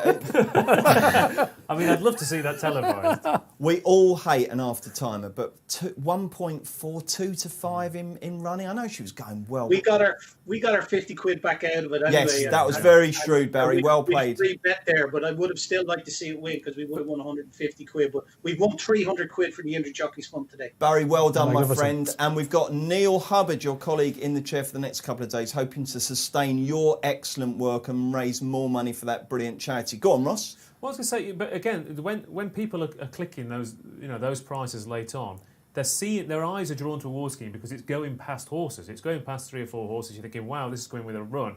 What your brain's not telling you is that Gold Wand hasn't gone through those gears yet. So Award Scheme has gone through those gears as Gold Wand starts to go through them. So your eye's drawn to it. You're watching it here. You're looking at Award Scheme head on, thinking, okay, clean run down the centre, and immediately your brain is drawn away from Gold Wand, and Andrea Azzini has only just asked her the question. So it's a visual psychological bias where you are drawn to a horse going past runners and going, wow, coming with a run. But horses they only really get one of those bursts in a race, and unfortunately Award Scheme used it a little bit too early. Do you know who I'm putting in my tracker there? Sorry, I'm going to put Black Lotus in my tracker because that got a little bit held up when trying to make the run. Might not have been good enough to win today, but I think there's a good race in her. And if you look at her in the last couple of furlongs, she didn't have a very hard race. Once it was clear she wasn't placing, you can see her there. And I think Award Scheme's rated 86, so she could turn up in a 0 to 85. What's she been beaten here though? She'll go up. Yeah, she pretty well. But you can just see her there. She's on the inside. She gets a little slap there, but that's about as frenetic as it gets. She couldn't place, so it's perfectly fair. She still gets into a 0 to 90 fillies race. She deservedly be 6 to 4 or something, I'll tell you what though, guys, tactics aside, the best filly's won there, hasn't she? I think so. I think you could say Award Scheme is a clear second best given what's happened there. But it would be easy to say, Gold Award got the best way through all the way through. That look how she extends in that last furlong. She was the best filly in that race. And I'll tell you what, a pretty darn good seasonal debut there for Star Terms for Stouty. That was a good run, that wasn't it? Stayed on really well. Chaps, I want to ask you very quickly before we go what you make of tomorrow's highlight, the Nunthorpe. We've got Batash, obviously favourite. I think he's around about 2s on, and it's 5 to 2 Art Power. My first question is, can you see beyond those 2? And the second one is, if you can't, who do you like? Ross Brierley. I hope Art Power keeps this run going because, like I said, I don't know about you, but sometimes I like the Batashas and your enables in this world. Sometimes I do get a bit bored with the same horse doing the same thing. I want to see a challenger. I want to see the next generation take that step up. And I don't mind them keep winning as long as you've always got fresh challenges. And I think the very fact that Art Power comes in here, it almost it immediately makes it a stronger race, because if Batash beats him, you can say, okay, well that's another feather in Batash's cap. I mean, in terms of the figures that I've got, Art Power, I've got Batash running 113 in last year's Nunthorpe. That's just about what Art Power did at Ascot. So it was a group winning performance in a handicap. Obviously, Are you saying they should be closer in the betting then? No, no, because I understand why they are the prices. I'm saying that Art Power, I do think Art Power can beat Batash. Whether he will or not, and whether he's next year's Nunthorpe winner and he's just lacking that big race experience or not. But I do think for the first time in quite a while, the best part of a year, 18 months or whatever, we've got a horse who genuinely can challenge Battash. What do you think, Keith? I agree with that point. I think the only thing that's ever beaten Battash, there's two things, it's himself and Blue Point, basically, in his whole career. And, we've not had a Blue Point, we've not had a worthy rival to Battash since. And the hope Art Power is that horse. I don't think he'll be. I just think Battash, he's a complete freak, and we might do well. You ever see a horse that's or not ever, but I think in a little while we will be. I think in another generation there'll be a lot more horses of that sort of ilk. My way of looking at this race from a punting angle: 8 runners, so you've got your 3 places, and you've got Battash and Heart Power taking out loads of the market, and then Ali's the only other horse that's single figures, and I can't really have him. So I think the race for third's really open, and if you're not betting Ali for it, you're getting 33s plus. So I would be looking to have a little each way bet, a first 3 bet on one of those down the market. I like Coamoro. I think she's still improving. She's got a lot of size about her. Sort of horse Michael Dawes brings on nice and slowly. Showed absolutely loads of gas in a listed race here that Moss Gill won last time. And I think you could make the case that she will come out and the one that would improve from that race, even though she got beat by half a length. That's a sort of clean each way bet then, isn't it, in an 8-runner race? If you're not taking on Al Ali, which is the dirty each way, you're playing the game there, and that's very clean. Guaranteed to finish 4th, obviously. Oh, absolutely. Yeah, of course it is. Naturally. Barry, this is going to be some race, this, isn't it? Are you slightly concerned for Art Power that a lot of his best stuff all of his best stuff is with cut, and I don't think it's going to be tomorrow. The ground's already good, and it's only going to go one way. Would that be a concern for you? No, not really. Not really. No, I think he's a really nice prospect. Whether he's good enough to do Battash tomorrow, I've taken on Battash at every turn. Now I got my money back in the Labbe last year, but it's cost me a few quid this year, and then I have to take him on again tomorrow. The interesting thing for me, Hamdan there could be a lot of running up money going on to Battash tomorrow. He's got a second favourite in the first race. He's this favourite in the second and third race and fourth. So the fourfold at the moment working out about 85 to 1. The Hamdan fourfold, the first 4 winners. But Battash sure to go off odds on. It's just a matter how short he gets. I'm just looking at the latest market there. Battash 1.51 to back, 1.52 to lay. Art Power 4.2. Ayali's 16.5. Obviously, the fixed odds price has to be much shorter because of the dynamics and mechanics of the each way, as Keith touched upon. And Kate Amoro 48. It should be some race, shouldn't it? Absolutely. I think the thing that gives me hope about Art Power is similar to Blue Point. This is a 5 furlong horse who stays 6 furlongs comfortably. So I think that's the thing that might shake up Battash. It's all well and good running against your ornates. No, that's it. Ornate can keep up for 2 furlongs, and that's about it. I'd love to see the tailwind that was there today, tomorrow. I'd love to see the speeds Battash could do on drying ground with a 15-mile-an-hour tailwind. That would be something else. Yeah, absolutely. Yeah. And chaps, before we go, I'm going to trouble you for one more tip. The big race on Saturday is the Ebor over 1.6 miles. That's certainly much, much more open and much more competitive. Which way are you leaning right now, Keith Melrose? I've not looked since Dex, so give me a minute. I do have horses I fancy in the race, but I've not checked they were declared. You can go third. Barry? You've caught me on the hop there. Throw the right curveball.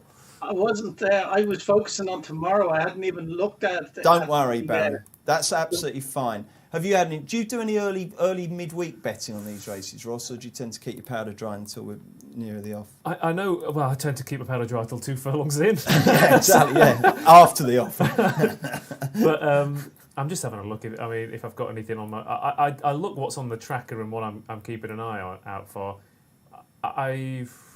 Don't you worry, chaps. That's right. There's little plenty bit of Willie time. Mullins is one. True Self is an interesting one. Jason Watson takes the ride there. We've already seen Cashford, but that could go well. The one I think who hasn't had the race run to suit at all this year yet is Ranch Hand, who I think is better than he's been able to show. So I wouldn't entirely rule out Andrew Baldwin's. Okay, I'm very interested. I mean, she's always mentioning these Vidana Blue, but normally 1 beats them. But if you're getting some extra places, I'm not sure 4 or 5 can beat that one. So Moore was down to ride that, wasn't he? Yeah, absolutely.